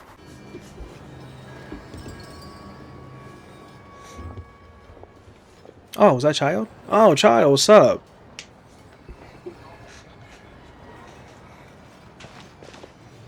Huh. Well, if it isn't Counselor Tartaglia, Mr. Big Shot himself. Go easy on me, all right? I'm still recovering from the interrogation the real Big Shots put me through. Hey, comrade, it's been too long. I heard you came looking for me earlier. Nicest surprise I've had in a while. What's up? Good to see you too, Odette. I'm guessing you guys just got back from Sviatlo-Laidovka. How'd it go? Crisis averted? Sviatlo-Laidovka. I cannot pronounce this Russian name shit, man. I'm sorry. It went fine. How about you? Any new developments? Not really. Same as ever. Growing opposition to Project Stuzha, and the usual rebuttals are starting to ring hollow. The results of the mock vote were pretty dire. Pulcinella was fuming. I've never seen the old man so angry. That's not good news. It takes a lot to rattle him. Yeah, obviously if push comes to shove, there are ways to crack down on dissent. But... Sorry, I have to ask something. This is going to sound blunt, but may I? Huh? Of course, fire away. It sounds to me like everyone's tearing their hair out trying to figure out how to deal with opposition to Project Stuzha. But what exactly is this project's purpose? And how can it be so important that even people like you two refuse to stand up for the ordinary people of Snezhnaya? Oh, what? Hold on. Interesting. I gotta hand it to you, comrade. You sure don't mince your words. Excuse him? What does he mean, refuse to stand up for ordinary people? Oh my gosh. How does he dare speak to the Harbingers like that? Are you interrogating us now? It's okay, Sandrone. Let me explain. I think I understand where he's coming from. If I could, I'd take your side right now. In fact, my position's very similar to yours. I've only held back on casting a dissenting vote in the Vecha because the Tsaritsa would never let me get away with it. Still, I have a responsibility to the Fatui armed forces, so I do what I can to make their voices heard. Most of them are just regular folks from small towns far from the capital. I'm sure you've seen how much those kinds of places are struggling right now. Oh, and for what it's worth, I'm from Arepasak myself. Things aren't going so swell there either. Right.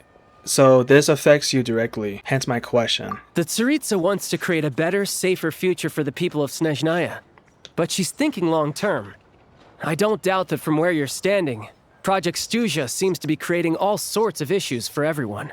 But considering the Tsaritsa's vision for the future, these are sacrifices worth making. Sounds cold, I know. But I promise it's not as black and white as it seems. Maybe Sandrone and I can't oppose Project Stuzha outright, but we're constantly raising our concerns in Vecha meetings. And even though we can't put an end to it, there are plenty of other ways to make a difference. We're trying everything we can think of, and so is Pulcinella. I respect Her Majesty, the Tsaritsa, and trust her decisions. But at the end of the day, I'm still just a normal guy who cares deeply about my homeland. And my family, who all live here. Oh yeah, I forgot. He has a big-ass family too. There's no way I would ever abandon them. True. As contentious as things can get within the Vecha, there's no selfishness or malice behind it. Everyone wants to get through this period as smoothly as possible. The issue is that there's no way of pleasing everyone under the present circumstances. Most of the time, we're trying to decide on the lesser of two evils, which obviously isn't a great look. But that is not the same thing as being blindly loyal to the Tsaritsa. No one's got their head in the sand here. We're all well aware of the way things are. We're just doing our best to make it work. In fairness to Sandrone, she rushed to Sviatlo-Laidovka's aid the moment she heard that people were in danger. And even Tartaglia, who used to only care about the thrill of the fight, is clearly doing his best to rise to the demands of his new role as counselor. Sorry, maybe my question was a bit rude, but I still like to know what exactly the Tsaritsa is up to. Hey, come on. There's only so much we can say, so don't press us too hard. Look, I know how untenable the Tsaritsa's position looks if you don't understand her motives. Maybe you've heard already, but she's currently leading her army on a campaign to the east to defeat the monster that's been causing these brutal blizzards. Striking that monster down will be a significant step in dealing with the present energy crisis. As laser-focused as she is on realizing her lifelong ambitions, She's still putting time and energy into taking down this powerful monster. To me, that says a lot. If she thought Snezhnaya and its people didn't matter in the grand scheme of things, why would she waste her time on something like this? You have a point. You've become quite a smooth talker. Thanks.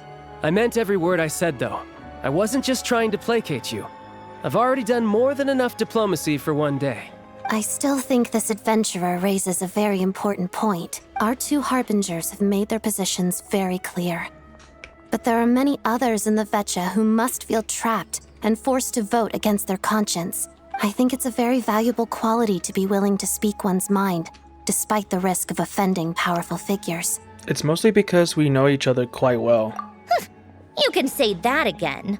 I highly doubt we'd feel the need to explain ourselves so much if we didn't know you so well. Forgive me, adventurer, but might I be so bold as to ask about your background? How is it that you can converse so openly with two harbingers? Well... Oh, haven't you been properly introduced? Oh. Easier said than done. I like to think I'm not the kind of person who goes around busting open people's old wounds. I've only learned his name so far, and no details of his experiences. Is something wrong? Uh-oh. Is there no avoiding the subject of Rosaline? No, it's just... All right, I guess there's no getting around it. This is the world-renowned traveler, who helped resolve the storm terror threat in Mondstadt, cleaned up after the mess I made in Liyue, and then went to Inazuma, where there was a duel before the throne, in which the traveler defeated Rosaline. Well, actually, I defeated the Ragu Shogun. She killed her. I just stood there and watched. Oh. I'm sorry. I didn't think you two would be seeing much of each other, so I figured it wasn't worth bringing up. It's fine. It was a long time ago. It's fine. Sorry. I just remembered that we have a rehearsal coming up. Please excuse me. I should get going. I mean, I still have her crown if you still want it. I don't know. I've mentioned this to you before, remember? She was Rosaline's most valued subordinate. But they didn't actually get along. Really? Not that Rosaline was really the type of person to make friends, but death has a way of resolving a lot of conflicts. Don't let it weigh on you. Like she said, it was a long time ago. It's in the past now. Yeah, but like, I mean, I still have her crown. I could give it to her if she wants. Odette has a very different personality from Rosaline. Give her some time. I'm sure she'll work through it. Oh, by the way, where's Paimon? It's not like her to hide away. She hasn't been feeling well, so she's resting at Podvorier restaurant.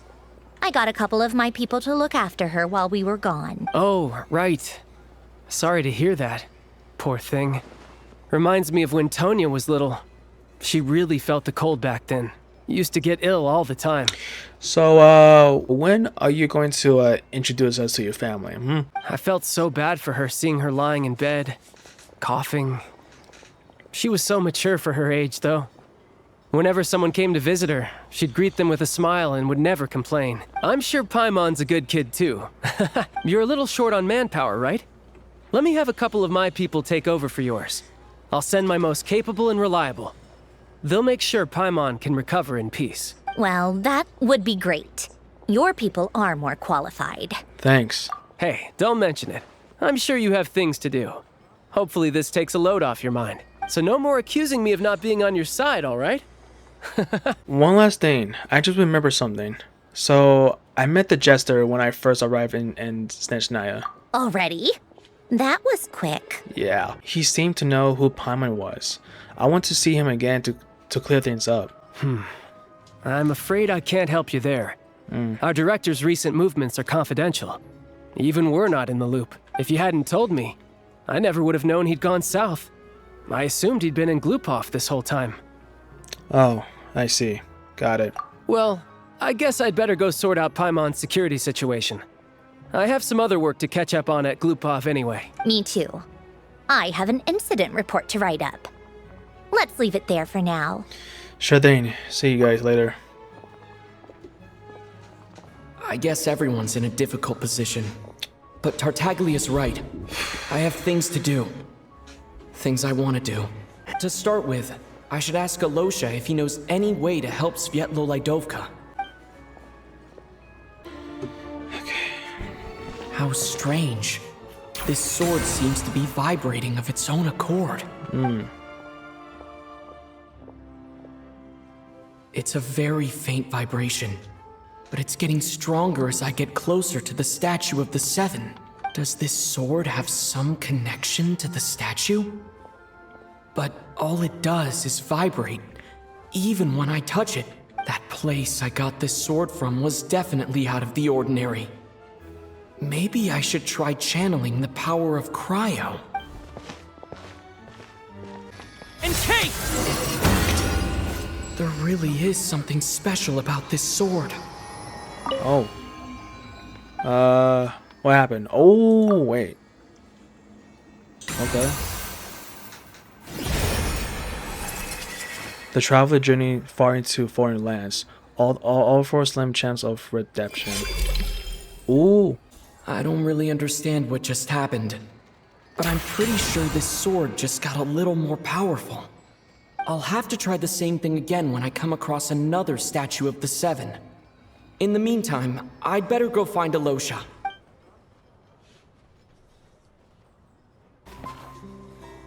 Hello there. How can I help? I'm looking for Alosha. Ah, sure thing. Give me a second. I'll go fetch him for you.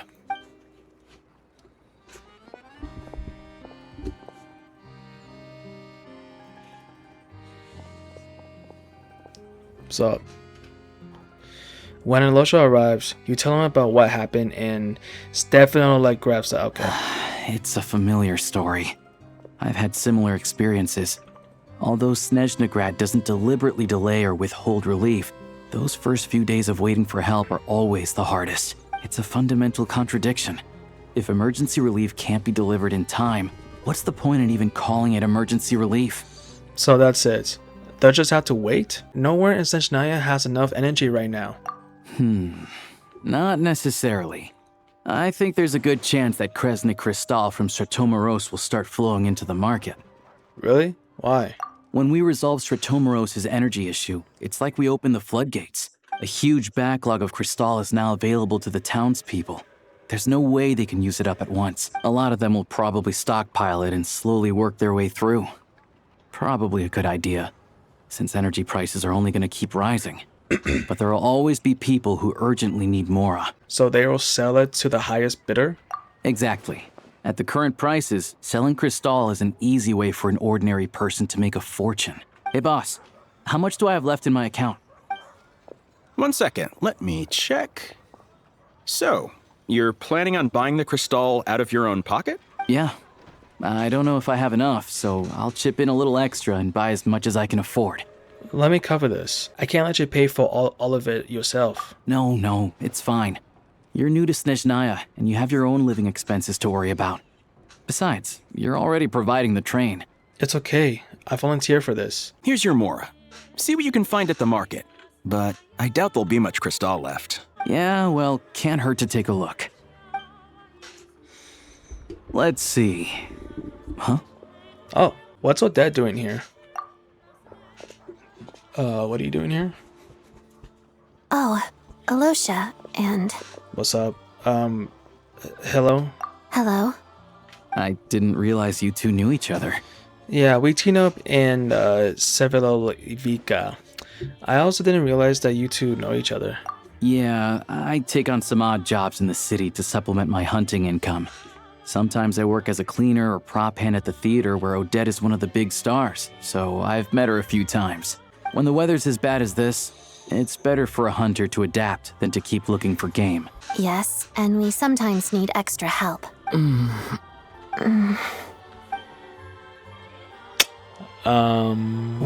why is the atmosphere so awkward? I thought things went pretty smoothly in Svietlolaidovka. Well, it did, until Child told her about what happened to Rosaline. So, what brings you here, Miss Odette? Looking for some new props? No. After I got back to the theater, I couldn't stop thinking about the situation in Svietlolaidovka. It bothered me so much I couldn't focus on my dancing. So I decided I'd come here and see if there's anything I can do. Couldn't let it go either. You too, I presume. I suppose that's why you're here. I didn't feel comfortable expressing my true opinions in front of the Harbingers. Not least because ordinary Fatui like me don't even know what Project Stuzha is all about. Without knowing the full picture, I can't make sense of it. And at some point, if things aren't making sense to me, I can't just keep going along with it. So many people feel the same way. They wish they could do something, but all kinds of reservations hold them back. Explains why groups like the Road Cotters springing up to fill the gap. Yes. Well, that's one option. But there are risks to consider with organizations like that. The Fatui does not encourage their activities. Right, because things can get out of hand, and it's hard to hold the right people accountable when they do. I've heard about a few cases like that. Sandrone said Odette was on track to inherit the title of the Fair Lady. If so, she'll be able to find out what Project Stuzha is really about. And then you could ask her about it. Still, it's probably a little soon to ask her about that. There may be more to the story. What's on your mind? Oh, nothing. I just spaced out for a moment. I think we can both agree that no matter which side you're on, it can't stop you from doing the right thing.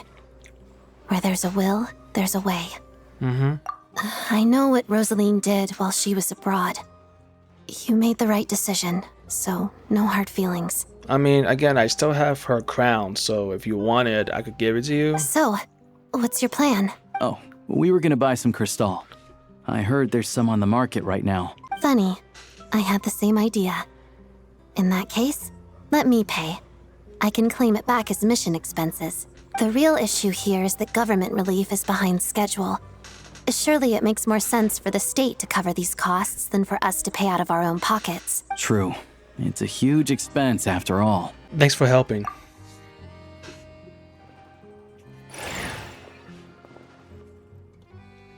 Nope. Really? Nope. Okay. Oh, you do? Let me see.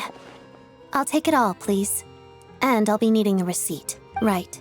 Choose mission budget under the expense category, but be sure to specify emergency rescue operation in the description.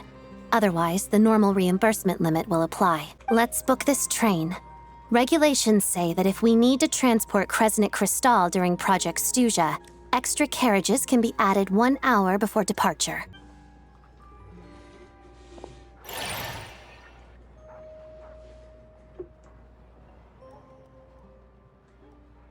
That should do it.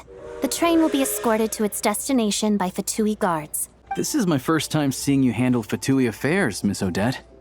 It seems you're as skilled an officer as you are a dancer. You flatter me. It's only because I've been doing both my whole life.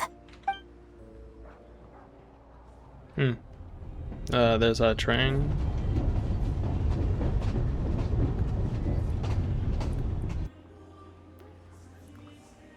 Well, I'm glad we're in safe hands. Anyway, I bet you've been non-stop today, am I right? Any idea how Paimon's doing? I've had my hands full, but I'm gonna go back to check on her now. What's wrong? Who's Paimon? His travel buddy. Hasn't been feeling well. She caught a cold right after they got to Snezhnaya. Sounds like she's important to you. I can't believe you've been dealing with this on top of everything you've been doing to help the people of Snezhnaya.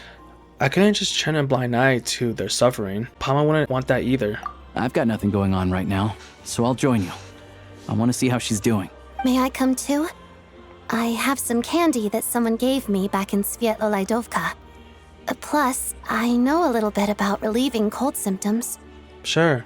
She would appreciate the company, and she would definitely enjoy the candy. All right then, let's go.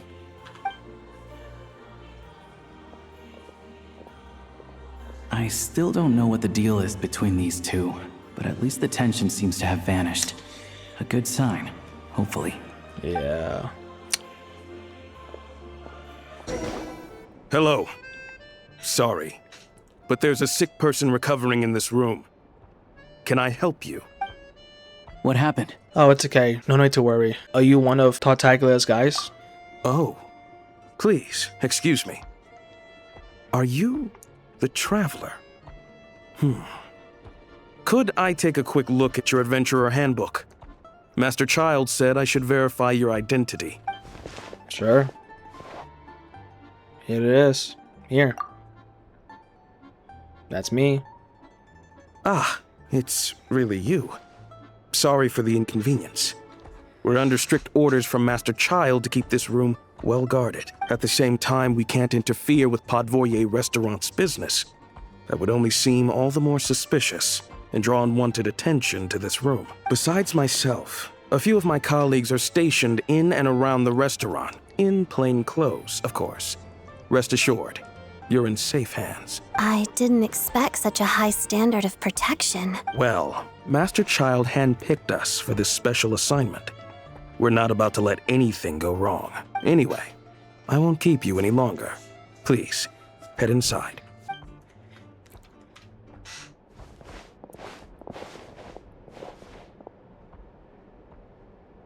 Paimon, are you okay? Traveler! Oh, Osha, you're back! Oh, hey! Who's our new friend? Hi, I'm Odette. The Traveler and I crossed paths a few times. She's a member of the Fatui, but she's solid. We can trust her. Another friend from the Fatui, huh? You're practically a member yourself by this point. How are you feeling? Paimon's definitely on the mend. We should be back to our usual travels in a few days' time. Seems like that doctor was right. It's just... Paimon's limbs are still feeling a little chilly. I have just the thing. Whoa! What's this? Is that fire inside? A flame inside an ice cube? Whoa. Wait, is this real ice? How's it not melting? And how does the fire keep on burning? All keen observations. You're right. This is called core ignis. Whenever I've caught a cold in the past, I found I recover much more quickly if I place this by my bed. You're welcome to borrow it. Awesome! Wow! It's so nice and warm! Oh, it's like magic. Your name was Odette, right? How did you two meet again? Looks like she's in pretty good spirits. That's a relief. Any progress with your investigation yet? Nope. I couldn't get anything out of the Harbingers. No surprises there, I'm sure. They're not likely to let anything slip.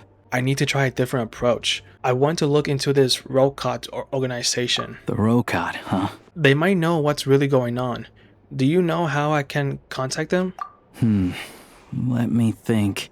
Members of the Rokot keep their true identities hidden, but I think there might be someone I can introduce you to. Oh. Leave it with me.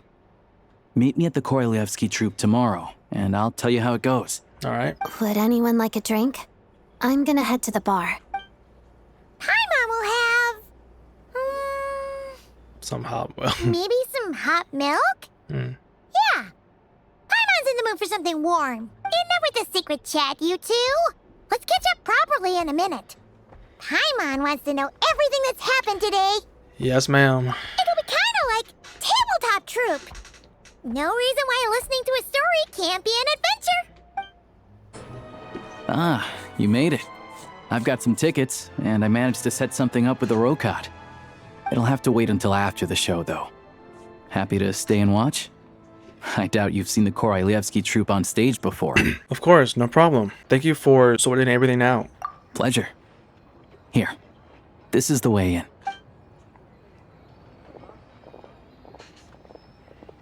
Please present yourself for a routine inspection in accordance with theater regulations. Thank you.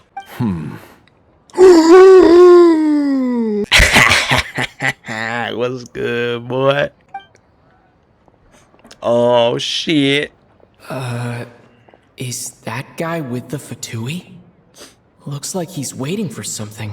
You know who this motherfucker look like, low-key?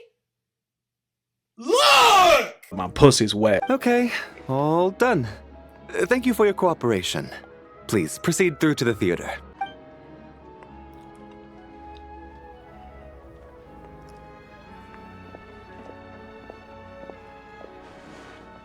What's up? Everything okay? I wasn't expecting such strict security here. Snezhnaya's business and political leaders are always passing through here, so it makes sense that security's tight. Still, it's a little unusual to see the Fatui's Armory Palace guard here. You saw him, right? The guy right at the back. Strong, silent type. His name's Valeri. He's part of the Special Assignments Battalion. But I only ever see him here for one thing. To look for a guy named Mitya. Mitya? Mitya? Who's that? Supposedly a researcher, though he never seems to put much time in at the office. The theater is one of his favorite places to hang out when he's playing hooky from work. But that's not for us to worry about. Let's go. The show's about to start. What do you think? Pretty impressive, huh? Yeah. Oh, yeah, it's good. It reminds me of the Opera Apicles. Oh, the one in Fontaine? Yeah. I hear it's iconic. Never seen it for myself, though. Here we are, just in time. Sorry, coming through. He looks sus.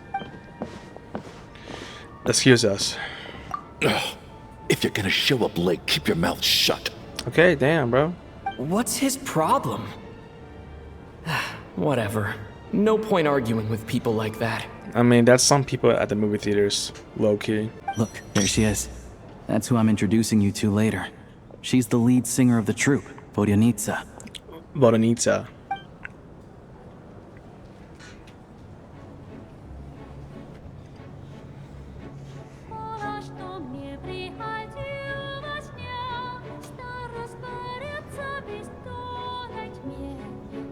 Okay.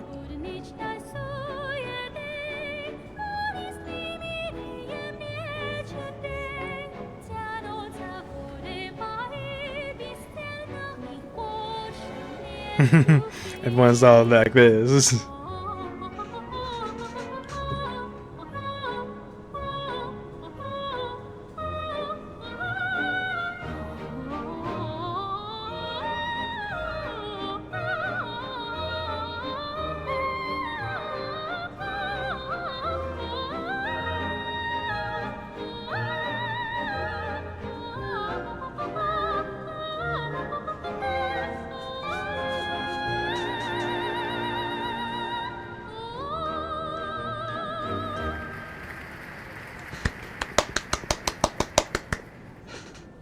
That's it? This leads directly to the green room.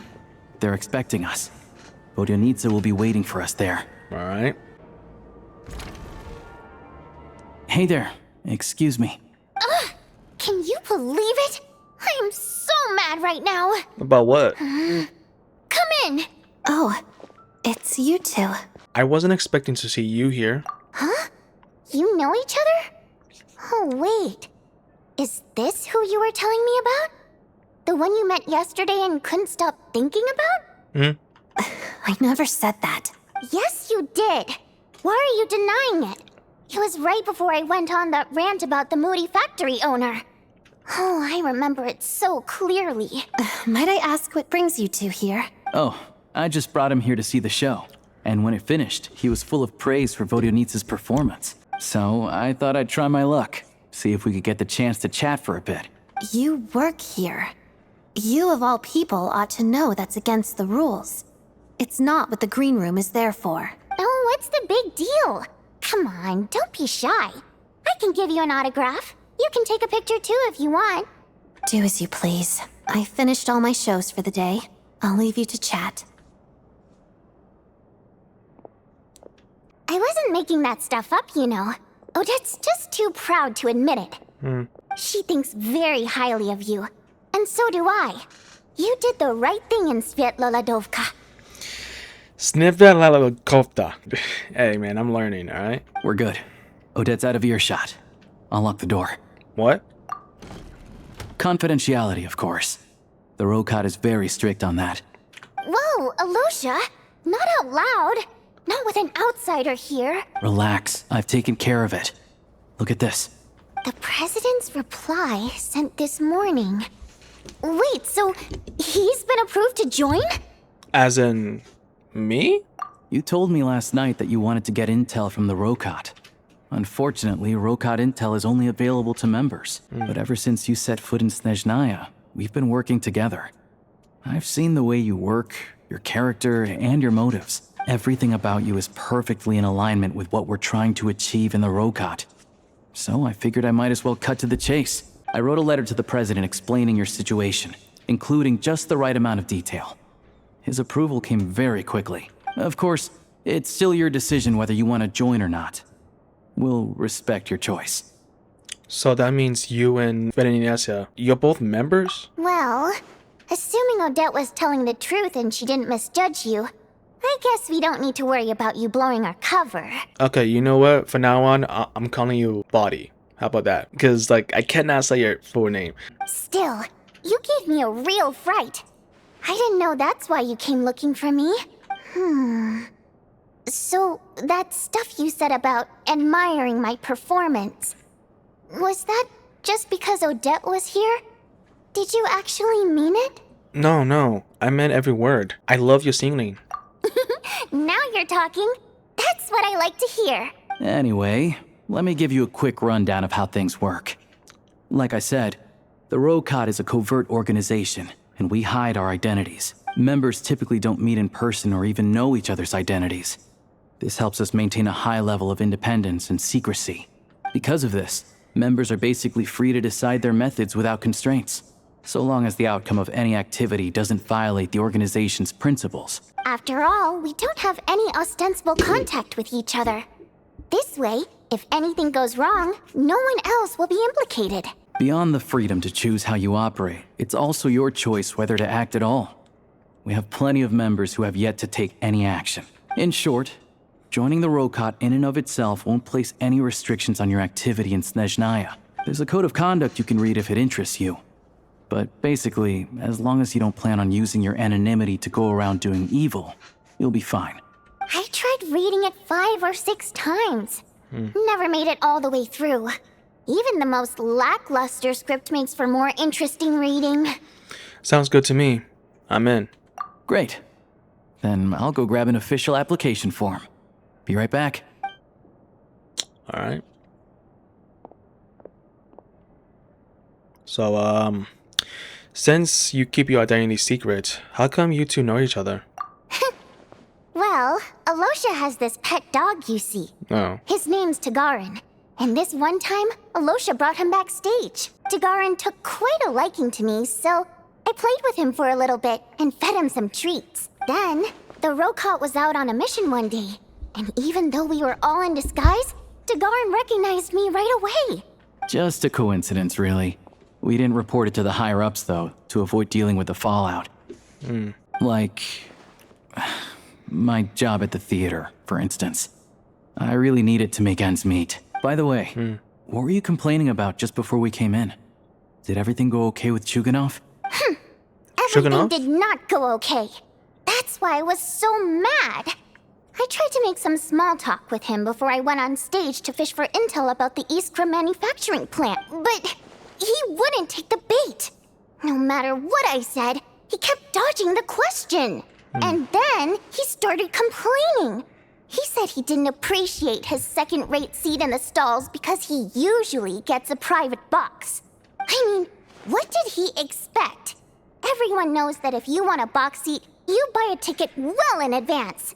But instead, he sends me a letter the day before the show when we're practically sold out. I had to juggle things around just to get him a half-decent seat, hoping he would appreciate the gesture enough to share some information.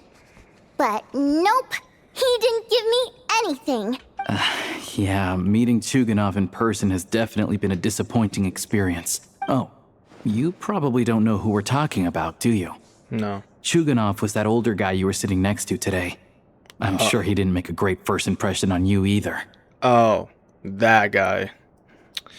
Yeah, seemed like a real grouch. To the citizenry, he's a family man and a kind boss. But our interactions with him tell a very different story.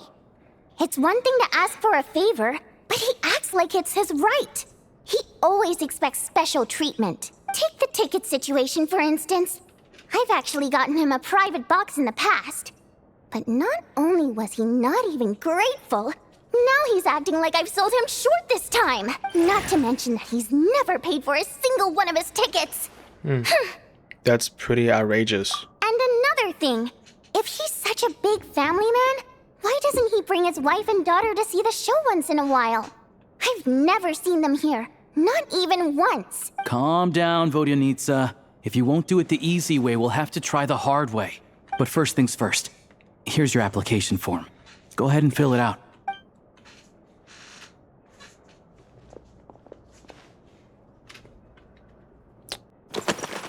Oh. What the hell's those names? Okay, just put my name. My race, I'm a human. Codename, the Chess Mimic. The 12th. Okay, dude. Okay, you know what? Let's go with the Wayfarer. Yeah? Okay. Reasons for application. I need a part-time job. Mom told me to give it a try. I oppose Project Stuja. Yeah, how about that? Alright. Excellent. We'll hold on to this for you. Alright. Alright. Now that we're officially Rokut comrades, I can tell you. Chukhanov is the target of our current operation. Oh. Recently, we've done some recon work at the Iskra manufacturing plant, which pretty much confirmed that their energy consumption is way beyond the legal limit. All we need now is some direct evidence to present to the Vetcha, so we can demand that they shut the plant down. That way, the Kresny Kristall can be allocated to where it's needed most. I was hoping he might let slip during one of our chats, but he's too tight-lipped. We'll have to find another way. I'm meeting another regular theater goer tonight, Mitya. Alosha mentioned that name earlier. But Valeri's here too, and he's probably looking for Mitya, so he may end up being a no-show. Don't you worry. He must know how to dodge Valeri, or he wouldn't be showing up on time for every performance. Mitya is a renowned energy expert. Although we can't get any direct evidence of the excessive energy consumption at the plant, we can accidentally let the information slip to him. The authorities should take someone like him seriously. So if he starts raising questions about energy use at the Iskra manufacturing plant, there will be a proper investigation. Also, we're not allowed on site, but he has clearance. So all we need is his cooperation. Since he's an energy expert, does that mean he might know the inside story of Project Stuja? Yeah, so that's the other thing we're trying to figure out. Though I think we're far less likely to make any progress on that front. Still, I hear that Mitya is a bit of a chatterbox. So, who knows? Maybe if we catch him in the right mood, he'll let something slip. What do you think? Sound like something worth your time? Definitely. I'd love to join you. Okay, in that case, you guys find a seat somewhere nearby. Pretend you're a couple of buddies there to eat, and keep your ears peeled for useful information. He's a huge fan, so I doubt he'll have his guard up around me. But you two need to be convincing. If he suspects anything at all, he might stop talking. Sure. Don't worry. We'll make a believable pair of buddies. I'm sure we can manage a bit of friendly chit-chat. Perfect! You've sold me already. Now, help me tidy this room up a bit before we... Okay. Oh shit, my bad. What needs tidying? Everything! This bitch. We come here often, so we shouldn't stand out. Let's sit here.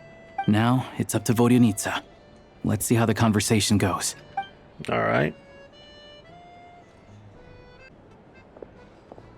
Whoa, wait, hold on. Mr. Mitya! Over here! Over here! Hold on. Oh, sorry. I got a little held up on my way here. Now we have even less time than we planned. Wait, hold on. He's kind of hot. Wait. Go ahead and order some snacks and drinks. Whatever you like. Let me see. According to my schedule, we still have 25 minutes left. You're really pressed for time today, huh? I was imagining this would be a leisurely chat. If you'd prefer, We can always reschedule for another afternoon when you have more time. No need. Getting to meet the lead singer is a very precious opportunity for me. I'm not about to pass it up. I've already had to decline your invitation several times because our schedules rarely align. If I don't grab this chance while it's here, who knows when the next one will come around? What was that? Well, it's very kind of you to make time just for me. So, what's going on with his scar? It's like it's alive. I'm not too sure, to be honest. But Snezhnaya is full of weird and wonderful things like that, so people tend not to bat an eye. I'm sure the same will go for the Eye of Grey and Paimon. The reason I invited you out for tea and a chat today was to get some feedback from a true fan of the theater. Well, I genuinely have nothing bad to say. No matter how many times I hear you sing, it never gets old. It always seems fresh and new somehow. Maybe it's because the more times I listen, the more details I notice. Or maybe you simply improve with every performance, delivering it better each time. Thank you! I'm delighted to hear that. Could you give me any specific examples? Oh, yeah. The piece you sang today, for example. Beneath the Frozen River? Hey, what's with you? I'm just praising a good performance. I always used to find that such a bleak and lonely song. But the more you listen, the more you realize that it's not as cold and nihilistic as it appears. When you really dig down into it, there's a certain level where you're surprised by the emergence of hope. Wow, I'm impressed. I didn't expect you to pick up on that. Actually, I only tried out that angle after talking with a composer. Still, Beneath the Frozen River wasn't on today's program. Oh, really? But it's a classic. You sing it every time. Almost every time. Oh. Well then, let me say a few words about that other all-time classic, Flying in the Wind from the Mountain Sparrow. I didn't sing that one today either. My voice wasn't quite up to it, so I switched it out at the last minute. Oh. But, Sorry, Mr. Mitya, but you were at the theater today, yes? He wasn't. He wasn't, bruh. Of course I was. Remember? I said hello to all the troupe members before the show started.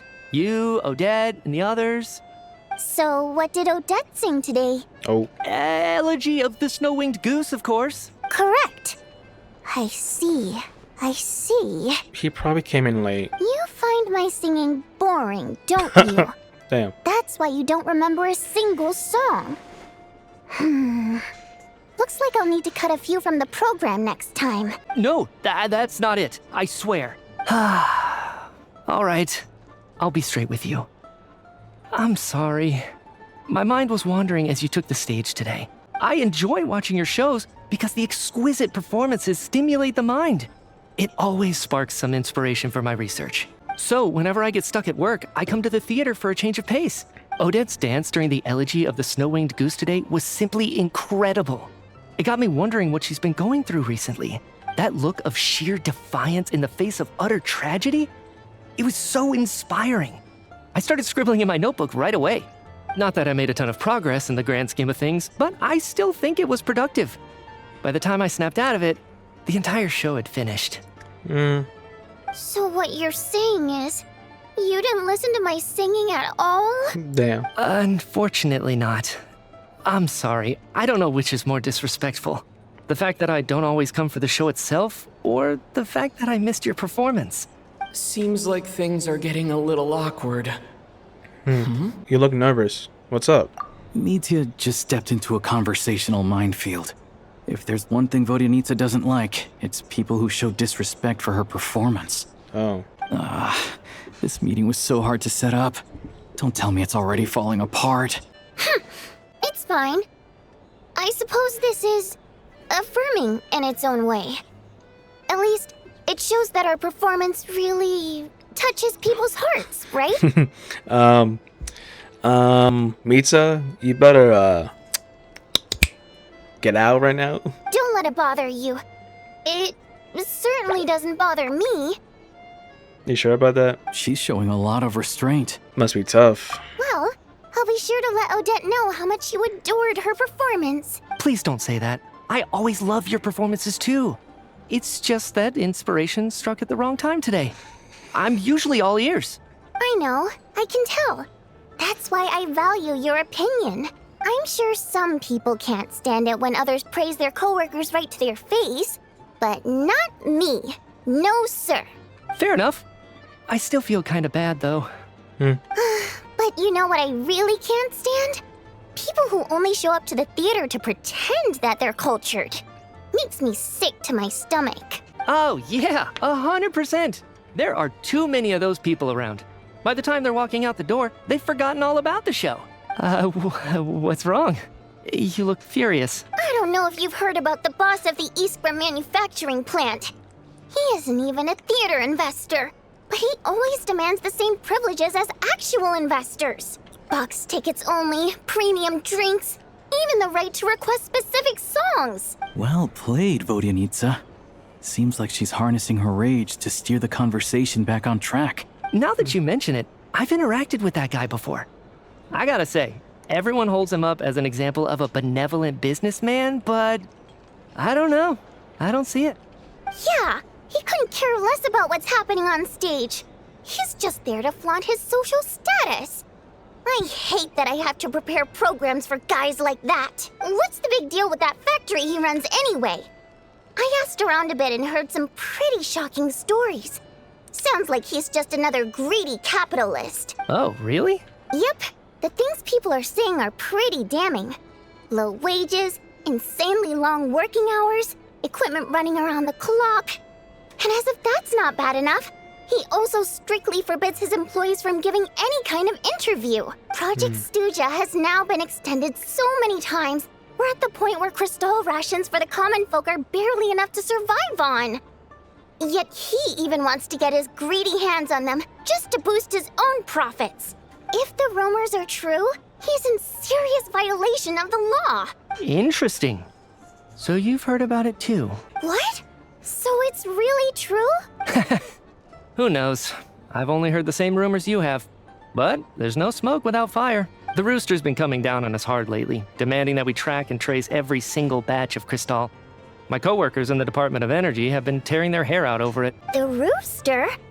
I didn't realize he cared that much. Yeah. Even though there are no restrictions on crystal trading, the poor will wind up freezing to death if we let the rich buy as much as they want. That's clearly unfair. Looks like we'll need to arrange an investigation into the Iskra manufacturing plant as soon as possible. I never knew you kept up with current affairs beyond the theater, Miss Vodyanitsa.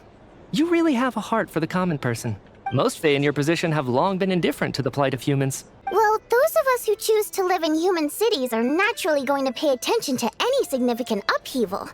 Isn't the rooster a Fae himself? I'm just surprised to learn that even someone with as much experience as him is getting so stressed out over Project Stuja. What is the end goal of this project anyway? This is it. We're finally going there. And we're going to get interrupted by someone. I'm sure Mitya can sense on some level that she's fishing for information. But since their conversation is so relaxed, he might just let something slip. It's stressing me out too. If I'd only made better progress with my research, things wouldn't have dragged on this long. Oh, so your work is related to Project Stuja? That's right. The Armory Palace needs a brand new energy source. Not the power of the Light Realm and not elemental energy. Right now, the only thing that meets the requirements is the power contained within stellar linchpins. But harnessing that power is costly. Each step of the process requires enormous amounts of Kresnik crystal, from extraction to quantification to attempts at conversion. Progress has been painfully slow, and the team is getting burned out as time goes by. Sometimes, I see people staring into space as if in a trance. Could it be that this new energy source has side effects? No, it doesn't affect us, because the energy is used for... What? Okay, I got it. Stop choking me. Sorry, I can't talk about that. I think we're all just exhausted. We've been working ourselves to the bone for so long with so little progress to show for it. It's no wonder people are struggling to stay motivated. Seems like I owe you an apology. I shouldn't have gotten so mad at you for not paying attention during the show. Don't worry about it. I count myself lucky, to be honest. I don't envy the people who work closely with the Tsaritsa herself. I'd much rather be in my current position. At least I don't have to shoulder any major responsibilities. So they're trying to develop a completely new kind of energy. It's a shame we didn't get to hear more. Yeah, censored by a scarf. Who would have thought? Oh, dear. It looks like my time is up. I'm afraid I have to leave. I'm so sorry. We ended up barely talking about the theater. That's okay. It was a pleasure chatting with you, really. Let's make up for it next time. Yeah, hopefully once the work pressure eases up a little, I'll be able to focus more on the performance, and then we'll have more to discuss. Alright. We touched on some confidential issues today. I'd be grateful if you could keep it between us. Yeah, sure. That could have gone worse. Nice job. Why was Mitya in such a hurry to leave, though? Because of him. Sorry, routine inspection. Is that Belleri?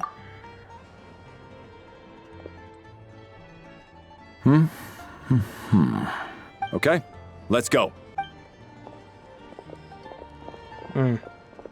So he wasn't rushing to get back to work. He must have calculated that Valeri would find him here in exactly 25 minutes. That's frighteningly accurate. One of the main duties of the Special Assignments Battalion is to ensure that important figures stick to their schedules. Sounds like Mita's arch enemy then. All right, time for us to get going too. Excuse me, check please. We'll settle our check too then. Oh, hello there. Mr. Mitya paid the check before leaving. Oh? He also asked me to pass on a message. He said it was an honor to share his tea break with Miss Vodyanitsa and her two friends. What? Wait, he knows. Wait, he knows that we were listening on him? Wait. So he knew we were here all along? Damn. This raises a lot of questions. Did he deliberately mention the new energy source so that we'd overhear it? Maybe his work isn't confidential after all. Damn. Maybe the key here is the purpose of this new energy. I guess that's the next thing to look into.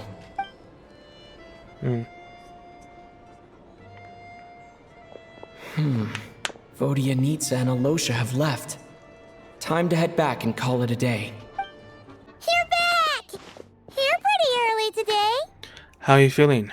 Paimon was just gonna mention that. After she woke up today, Paimon felt like her temperature was completely back to normal. But her strength still hasn't returned.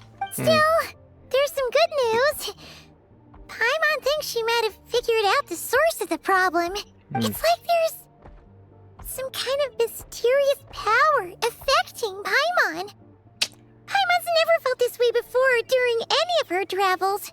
Oh my god, dude. It's like when March couldn't go with us to Emphorius because she felt sick. Oh my god, please do not tell me that Palma is going to get the same treatment as March 7. She only started feeling this way since we arrived in Snezhnaya. Some kind of mysterious power, you say? That's right. The Armory Palace needs a brand new energy source. Could that have something to do with this? What is it? You're making that face again. You know, the one you get whenever you have a light bulb moment? Let me tell you what I found out today.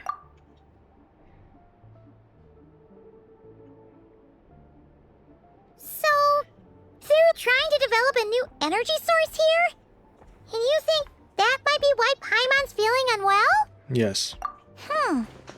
Well, Mitya denied that the energy they're researching has any side effects. Although, he did say that people working on the project have been having issues with their concentration and short-term memory.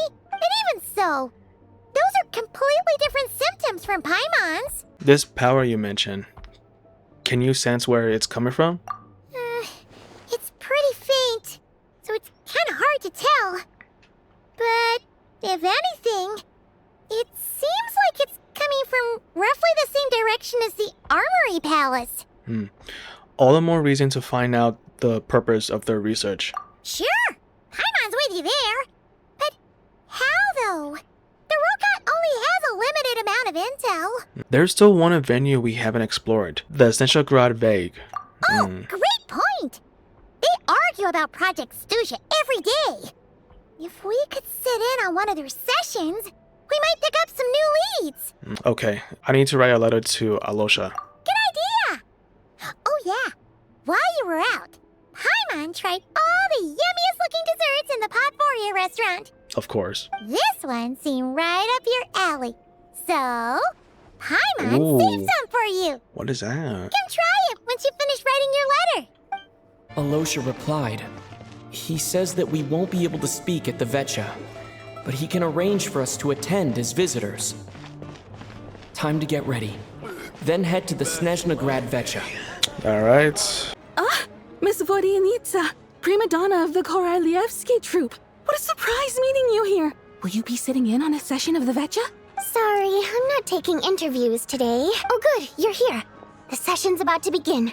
Let's get inside. Please wait, Miss Vodyanitsa. Could you introduce me to your new friend?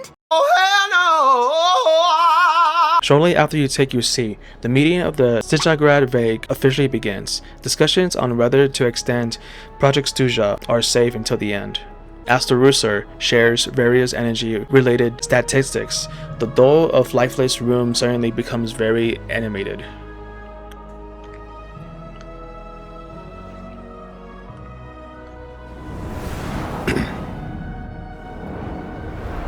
Oh shit.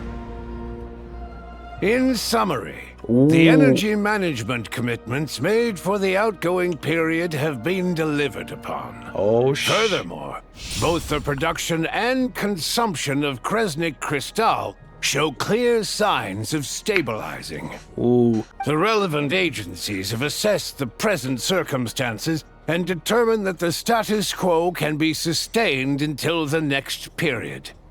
For detailed statistics, I would refer you to the industry reports that have been distributed to all persons present. It should also be noted that while the recent blizzards have led to a significant increase in people's energy expenses, this is strictly a short-term phenomenon associated with a remotely located monster. Her Majesty the Tsaritsa is giving her full attention to this matter.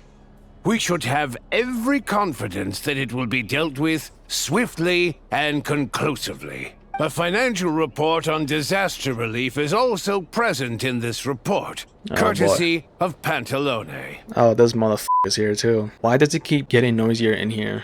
They cover the same old ground every single time. The Rooster never seems to mind, but everyone else is getting tired of it. There's a general lack of trust. People aren't seeing any tangible benefits that affect them directly. Of course, none of that will be reflected in any of the reports on the table. Yeah, if it weren't for these hard copy documents, I could have at least made something up. I've been meaning to ask, why are you still here? And why are you acting so chummy? Oh, don't mind me. I'm just out here trying to hit my interview quotas. Bring out the kvass. Ever read it? Best-selling newspaper in town. Nope. If I remember correctly, you guys don't even have a sales permit. Damn. You have to sell from stalls on the street. Okay then. Best-selling street stall newspaper in town. Oh my Still god. counts. Oh my god. Dude, she's drinking too. Oh my god. Okay. Order! We will now open the floor to the representatives. If there are no further substantive issues to discuss, we will then proceed to a vote on this motion. Snezhnaya has a long tradition of treating members of the Fatui armed forces and their dependents favorably. But recent surveys shows that Fatui families in remote areas have access to 15% less crystal than the average civilian family in Snezhnograd. It's been said many times before, but it bears repeating now. There needs to be a clear and consistent rationale behind how crystal is allocated, or we will soon face immense public backlash. Perhaps you wouldn't need to keep repeating yourself if you would hear me out for once. I say again, true consistency exists only in principle. In the real world, fairness is relative. You appear to treat resource allocation as a simple function of production and population. So what about when the equipment used in production breaks down? Have you factored that into your equation? And do you even know how long it's been since Snezhnaya last conducted a census? If I knew the answers to questions like that, I'm sure I'd be a very wealthy man. And I doubt I'd be going by child. I'd like to bring the focus back to the specific issue I raised. Or do you wish to deny that favorable treatment for Fatui dependents is our long-standing policy? It's easy to be a critic when there's no accountability. That seems to be a running theme in the anti-Project Stuja cohort. Defeat the ringleader and all other problems will magically resolve themselves. That's what they seem to think. But in case you aren't aware, not one jot in my report would change whether Project Stuja continues or not. Oh, wait, what is he doing here? So you have no intention whatsoever of finding a solution to this problem? On the contrary, I'm the only one here who ever brings solutions. Child opened by speaking up for the armed forces. Regrator struck back with style and a war of words ensued. Oh my god. This bitch. Our reporter was live on the scene to get the audience's reaction as it all unfolded. Who do you support? I think Child raised some issues that need addressing. The people have spoken! Child received raucous applause from the crowd as he pushed Regrator onto his back foot with a relentless barrage of questions. Man, it had to be seen to be believed. Man, sit your ass down, man. Now you see why they don't have a sales permit. However this reporter wants to spin things, I haven't forgotten that Tartaglia was representing the Northland Bank when we first met in Liyue. So surely their relationship can't always have been this strained. You two are getting off topic. Let's focus on what the data is saying. Mr. Pantalone, may I speak on your behalf? Oh, please do. I'm more than happy to save my breath. Crystal distribution policy undergoes modifications with each new period. The ultimate goal being to find the most reasonable method of allocation, which I believe is what Mr. Tartaglia also seeks. But I fear many may have been misled on this topic by extremist activists. To clarify, Project Stuja is not the root cause of the problem. It is merely a framework for resource distribution. The most recent reports all point to Snezhnaya's resilience and adaptability during this period of fine-tuning, and give clear indications that a distribution framework is improving with each iteration. To make drastic adjustments without first considering the risks would likely do more harm than good. It would be a waste of the hard-won experience we've gained to date. Renowned scholar of finance, Arapov spoke up to clarify the fiscal logic. Clearly, with the notorious Lelek still active to this day, should the Rokot be held responsible? No, there is someone else to blame. You bought a microscope? Oh, are you serious? Where'd you get that recop from? And who's this Lelek? She's just rephrasing what Mr. Pantalone said. Bruh. The Rokot are the critics he accuses of taking no responsibility for their actions. As for Lilik, you won't have heard of him yet. He's currently the most famous member of the Rokot. Well, more like infamous. Ending Project Stuja has become an obsession for him. Unlike the more decent ones among us, he believes that votes in the Vetcha are all that matter. Among Us. So whether it's threats, coercion, or bribery, he'll use whatever means necessary to get people to change their vote. Wow, there's more into the recop than I thought. And since we're already on the subject, what do you think of Lelek's methods? Are you for or against? I mean, it's hard to say. I suspect there's more to his story. Well, whatever the story is, his actions benefit us all. We stand with Lelek. At least someone here wants to take this discussion seriously. I've been considering that issue myself. What you really need is more precise regional data, right? I think it would be easiest to let the Fatui handle it, since they're already in charge of Crystal shipments anyway. We may as well get them to collect some data while they're at it. Whatever you need, you can ask the Fatui to look into it for you. In terms of supervision, I think the Druzhna would be a good fit. I had hoped to discuss this with Miss Vesna, but sadly, she's not present. I will be happy to take a note of your suggestions and present them to Commander Vesna for a decision upon her return. The Commander has always taken a keen interest in Project Stuja.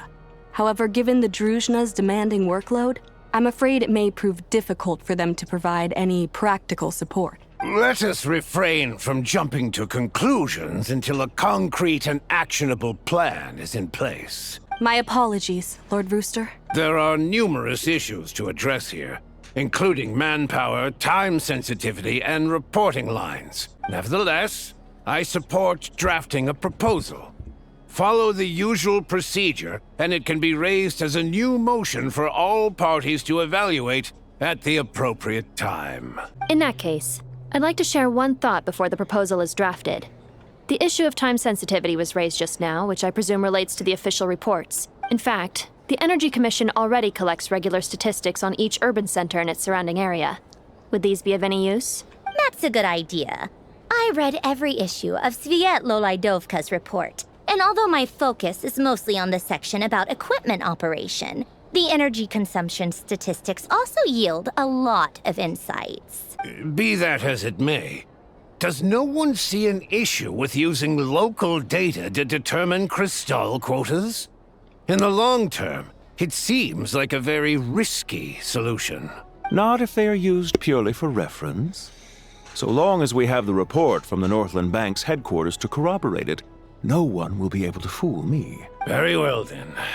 It appears that this arrangement is acceptable to all parties. Yeah, sounds good to me. The members reached a provisional consensus on the issue of improving treatment for Fatui soldiers. You notice the reporter jot down a few words before suddenly crossing everything out and starting a fresh paragraph. Today, Wow. the prima donna of the Korailievsky troupe attended a session of the Snezhnograd Vecha in the company of a dashing young man. The question on all our minds is, what is the true nature of their relationship? Write anything like that again, and I'm revoking your permission to interview the troupe. Got it? The remaining discussion covers everything from energy to healthcare, technology, and industry. All parties take the opportunity to express their stance on Project Stuza. You ignore Mironova as she carries on writing her sensationalist report. But after a while, you start to feel that reading the news from her might actually be more interesting than being here in person. Now then, if there are no further contributions from those present, we shall proceed to the final vote. Hey, check it out! Is that Chakunov? What made him vote against? Why now?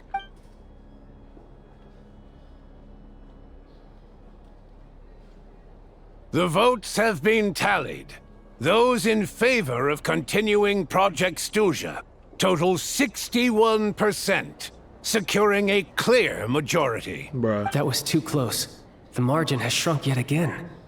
Chuganov was a huge loss. I'll bet Lelek is behind this. I wonder how Pulcinella will respond this time. Chuganov. I see. Lelek strikes again. Yes, go, Lelek. Once Project Stuza is defeated, our unwavering support at Bring Out the Kvass will finally pay off when we make our comeback. I can taste our victory already! Man, shut your ass up. In accordance with the result of this vote, Project Stuza will remain in effect until the next Vecha period. Finally, may I remind us all, we debate only for the greater glory and solidarity of our nation. May the aurora shine ever on, and the tundra always stand firm. The session is concluded. I have to say, I really wasn't expecting Chukunov to vote against Project Stuza. Why? What's so strange about that? Well, in principle, Snezhnaya's business and political elites ought to be the ones least likely to oppose it. As we heard, Project Stuza is basically just a resource distribution framework that requires everyone to cut back during the winter. But even if the policy got cancelled, the Tsaritsa's energy needs wouldn't suddenly go down. The extra demand from the public would have to be filled from somewhere. So logically, the factories would have to take the hit. This explains a lot. I got a letter from Mr. Mitya just before today's session. He said he's confirmed that there are issues around overtime and excessive energy consumption at the Iskra manufacturing plant. In a situation like this, once the Rooster receives the report, he'll order the factory to halt production and submit to an investigation before issuing a penalty. But that's a week-long process, and thus didn't make it onto the Vecha agenda this time. I don't think he suspects anything so far. Got it. So for him, it's a choice between reducing production and stopping entirely. Exactly. And as you know, he's a very selfish person. I was originally gonna try and flip him after he received notice of the official sanctions. What? My plan was to convince him that the whole thing was completely unfair. Rather than just sit back and take the hit while his factory stopped production, he'd be better off voting to end Project Stuzha. At least that way, no one else would be able to make any money either, because all the factories would suddenly have more limited energy to work with. But now, he's already voted against it, which means someone must have used more forceful means to change his vote. Just like with everyone else who flipped. You mean Lelik? Yeah. No one knows why Lilac is so obsessed with ending Project Stuzha, but by the looks of it, he's inching closer and closer to success. Lelik must have strong motivations, given how he'll stop at nothing to achieve his goal. Maybe he knows the full truth of Project Stuzha. Maybe my next step should be to focus on him. Oh, right. What are your plans for the rest of the day? Shall we head out? Hey, comrade. I noticed you were here during the debate. What's up? I didn't take you for a political enthusiast. Greetings, Harbingers. I just happened to have some free time today, and my new friend here thought it might be fun to check out the Vetcha. Ah, Odette must have introduced you. Looks like you two are getting along pretty well. I'll leave you to catch up. I should head back to the troop. Sure. Break a leg and all that. Thought it might be fun to check out the Vetcha, did you? Things are never that simple with you, Traveler. There's no way you're here for kicks and giggles. Tell me I'm wrong. I learned an interesting tidbit today. Some guy called Lelik. Oh, yeah. To some, he's a captivating enigma. To others, he's the bane of their existence. No one ever thought that some anonymous nobody from the Rokot could cause such a stir. I want to find out his true identity. Is it okay if I start digging around? Huh? You want to look into Lelik? Then I'm sure his days of anonymity are numbered. What do you think, Sandrone? Fine by me, I guess. If the Traveler actually manages to expose Lelik, it'll be doing Pulcinella a favor. In return, it seems fair to let him in on what we've learned so far. My thoughts exactly. Sharing is caring, after all. Head back to Glupov and grab the files on Lelik. It's easier to just pull the records than go through the rigmarole of getting the Traveler a visitor's permit. As you command, child, sir. In that case, since we're going to be waiting anyway, I'll have someone brew a pot of black tea. Are we done?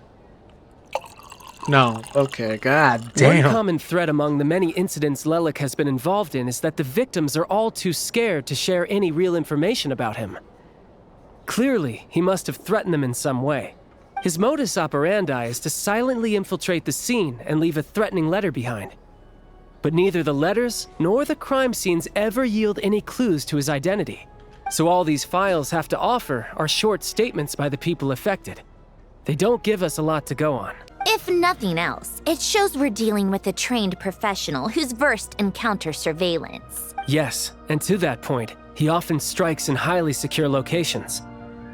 The victims are high-ranking and influential people who take their personal security very seriously. Somehow, Lelik slips right into their rooms without making a sound. There's never any eyewitnesses, nor the slightest trace of a break-in. If he can get in and out undetected, it means he can strike without warning. Not that that's ever happened so far, but the thought is enough to scare these people sleepless. It's hard to believe that a human being could pull this off flawlessly every time. So they switched the focus of the investigation to Faye. Unfortunately, no one's found anything yet. Are you saying you even couldn't pull it off? Careful. Don't underestimate me. Although truth be told, I'd probably find it hard not to blow my cover. Direct confrontation is more my style. We haven't ruled out the possibility of Lelik being human. It's just, there can only be a handful of people in all of Teyvat who'd fit the profile. Faye, on the other hand, plenty would have the ability, but few would have the motive. So it's someone as strong as Tartaglia? And even more medical clueless? No, not as strong as me. You'll never find the culprit with criteria like that. Let's go with a little weaker than me. Skirk? There's no denying that Master is strong, but meticulous. We can only hope. He's just trying to find a reference point. Stop getting fixated on who's stronger than who. But that's the most important thing. In my opinion, anyway. Alright. Let's take it down a notch to O2. How about Odette as a reference point? She's someone we all know, and I've seen her in action. Odette? Yeah, that seems about right. Her skills are solid, and she's always calm under pressure. Except she's Fatui, so the likelihood of her working against us is pretty low. But yeah, much more accurate than your previous example, at least. No, wait a moment. Maybe we should interrogate that assumption. What do you mean? Which assumption? Her Fatui identity doesn't necessarily exonerate her. And when you think about it, the Rokot would be precisely what she needs to conceal her identity. Plus, she wouldn't need to be such a pro at covering her tracks. She'd already know where the Fatui will be and when, so she could choose the perfect time to act. Oh, yikes. I was just thinking out loud. Why is this starting to sound like such a convincing theory? Still, what reason could Odette possibly have for trying to call off Project Stuzha? Arlecchino would be the best person to ask. She knows Odette best. Unfortunately, she isn't back yet. Arlecchino. Rosaline used to open up to her in private about her struggles with Odette. As I'm sure you can imagine, Arlecchino is quite a lot better with children than Rosaline was. She gave her some tips on how to handle the situation, and Rosaline managed to reach a settlement with Odette before leaving. So I suppose there were at least no lifelong regrets left behind. Beyond that, I don't know the details about that side of things. But I do know that Odette definitely has a motive to hold a grudge against Project Stuzha. The reason being, her father passed away during the early stages of the project. Oh. That was back before it had been named Project Stuzha, when things were still being worked out. But in essence, it's remained the same ever since. Huh. The more you know. Rosaline was always so self-centered. I never understood why she started paying so much attention to Odette. Oh, even you didn't know about this? Is that such a surprise? If you cast your mind back, you may remember that Rosaline and I weren't exactly close. We had tea together a few times, but that was about it. Odette's past is no secret. Her father was a fatus and her mother was a very famous ballerina. On the surface, it looks like she followed right in her parents' footsteps. But the truth is quite a different story. After her father passed away on a mission, her mother was overcome with grief. She broke her leg during a performance and could never dance again. Odette was only interested in ballet at the time, but this tragedy left the family with both breadwinners gone.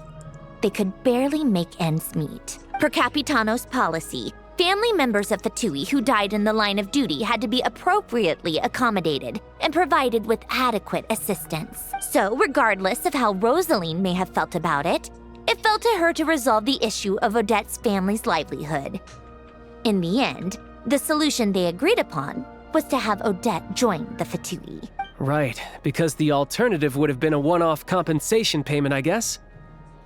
In that sense, joining up was definitely the better option. Still, she must have had mixed feelings about it, right? If she doesn't even like the Fatui. It's just a theory, a possibility. But as a motive for Odette to become Lelik, it holds up.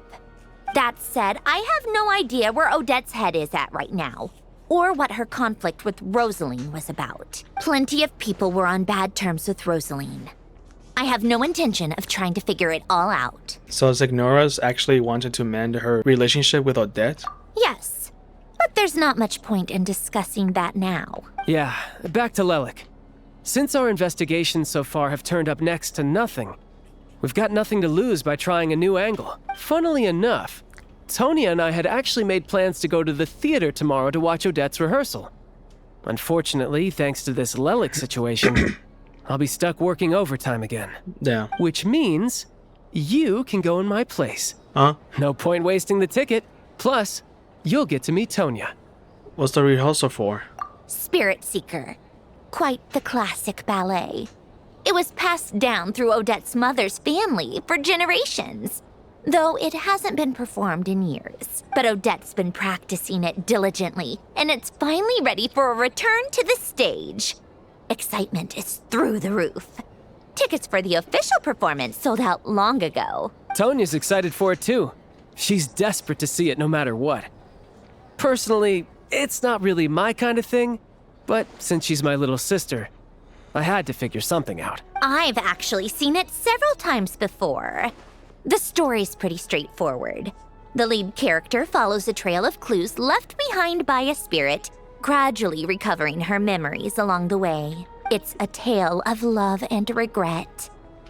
So not exactly reinventing the wheel, at least by today's standards. But when that classic melody kicks in and the lead character begins to dance, it always gets me. Ah, so you're a fan. Really is beautiful. Ah, so you're a big fan. Not an easy dance to do justice to, though. I know it's always been Odette's dream to perform this piece, but I'm not sure she's really ready. In that case, I think that even if she is Lelik, we should wait until her performance is over before we respond. I'll let you take it from here, comrade. Sounds like you made a ton of progress today. It's good that everything's going so smoothly. Next step is to head back to the theater and get a clear answer from Odette. Could it be easier said than done? Even if she's the one, she won't necessarily admit it. Either way, Paimon doesn't get the sense that she's a bad person. Sure, she might have done some pretty extreme things, but Paimon bet she has her reasons. Maybe this is going too far, but like, with everything she's managed to do so far, wouldn't it make more sense in theory to be even more, you know, heavy-handed? Why leave a letter when she could, well, we know there are plenty of other ways to keep people in line, right? The point is, she could have gone further, but she didn't. So, if it is her, she's got some principles at least. I want to believe in her too. Yeah!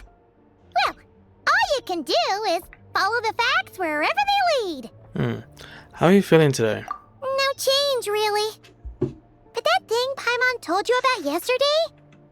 Paimon feels like she can sense it more clearly now. Really?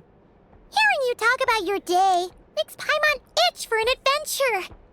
If only she could be there with you so we could experience it all together. Yeah, I wish you could be there too. I'm not used to adventuring alone. But don't worry, we'll get to the bottom of this. Guess it's just one of those things. Never mind. Paimon will behave herself and keep resting. You gotta do that. If Odette is Lelik, she may well have inside information on Project Stuja. Honestly, can I be honest with y'all? I did not pay attention to all that earlier. So that might be Lelik. Okay. Got it.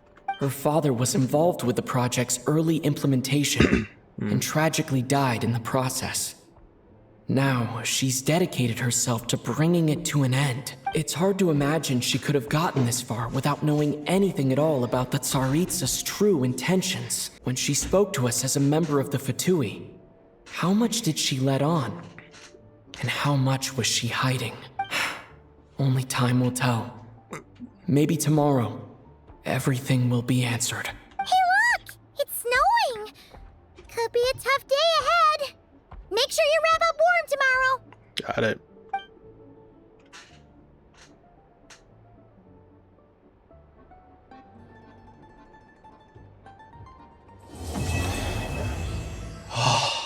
Thank you.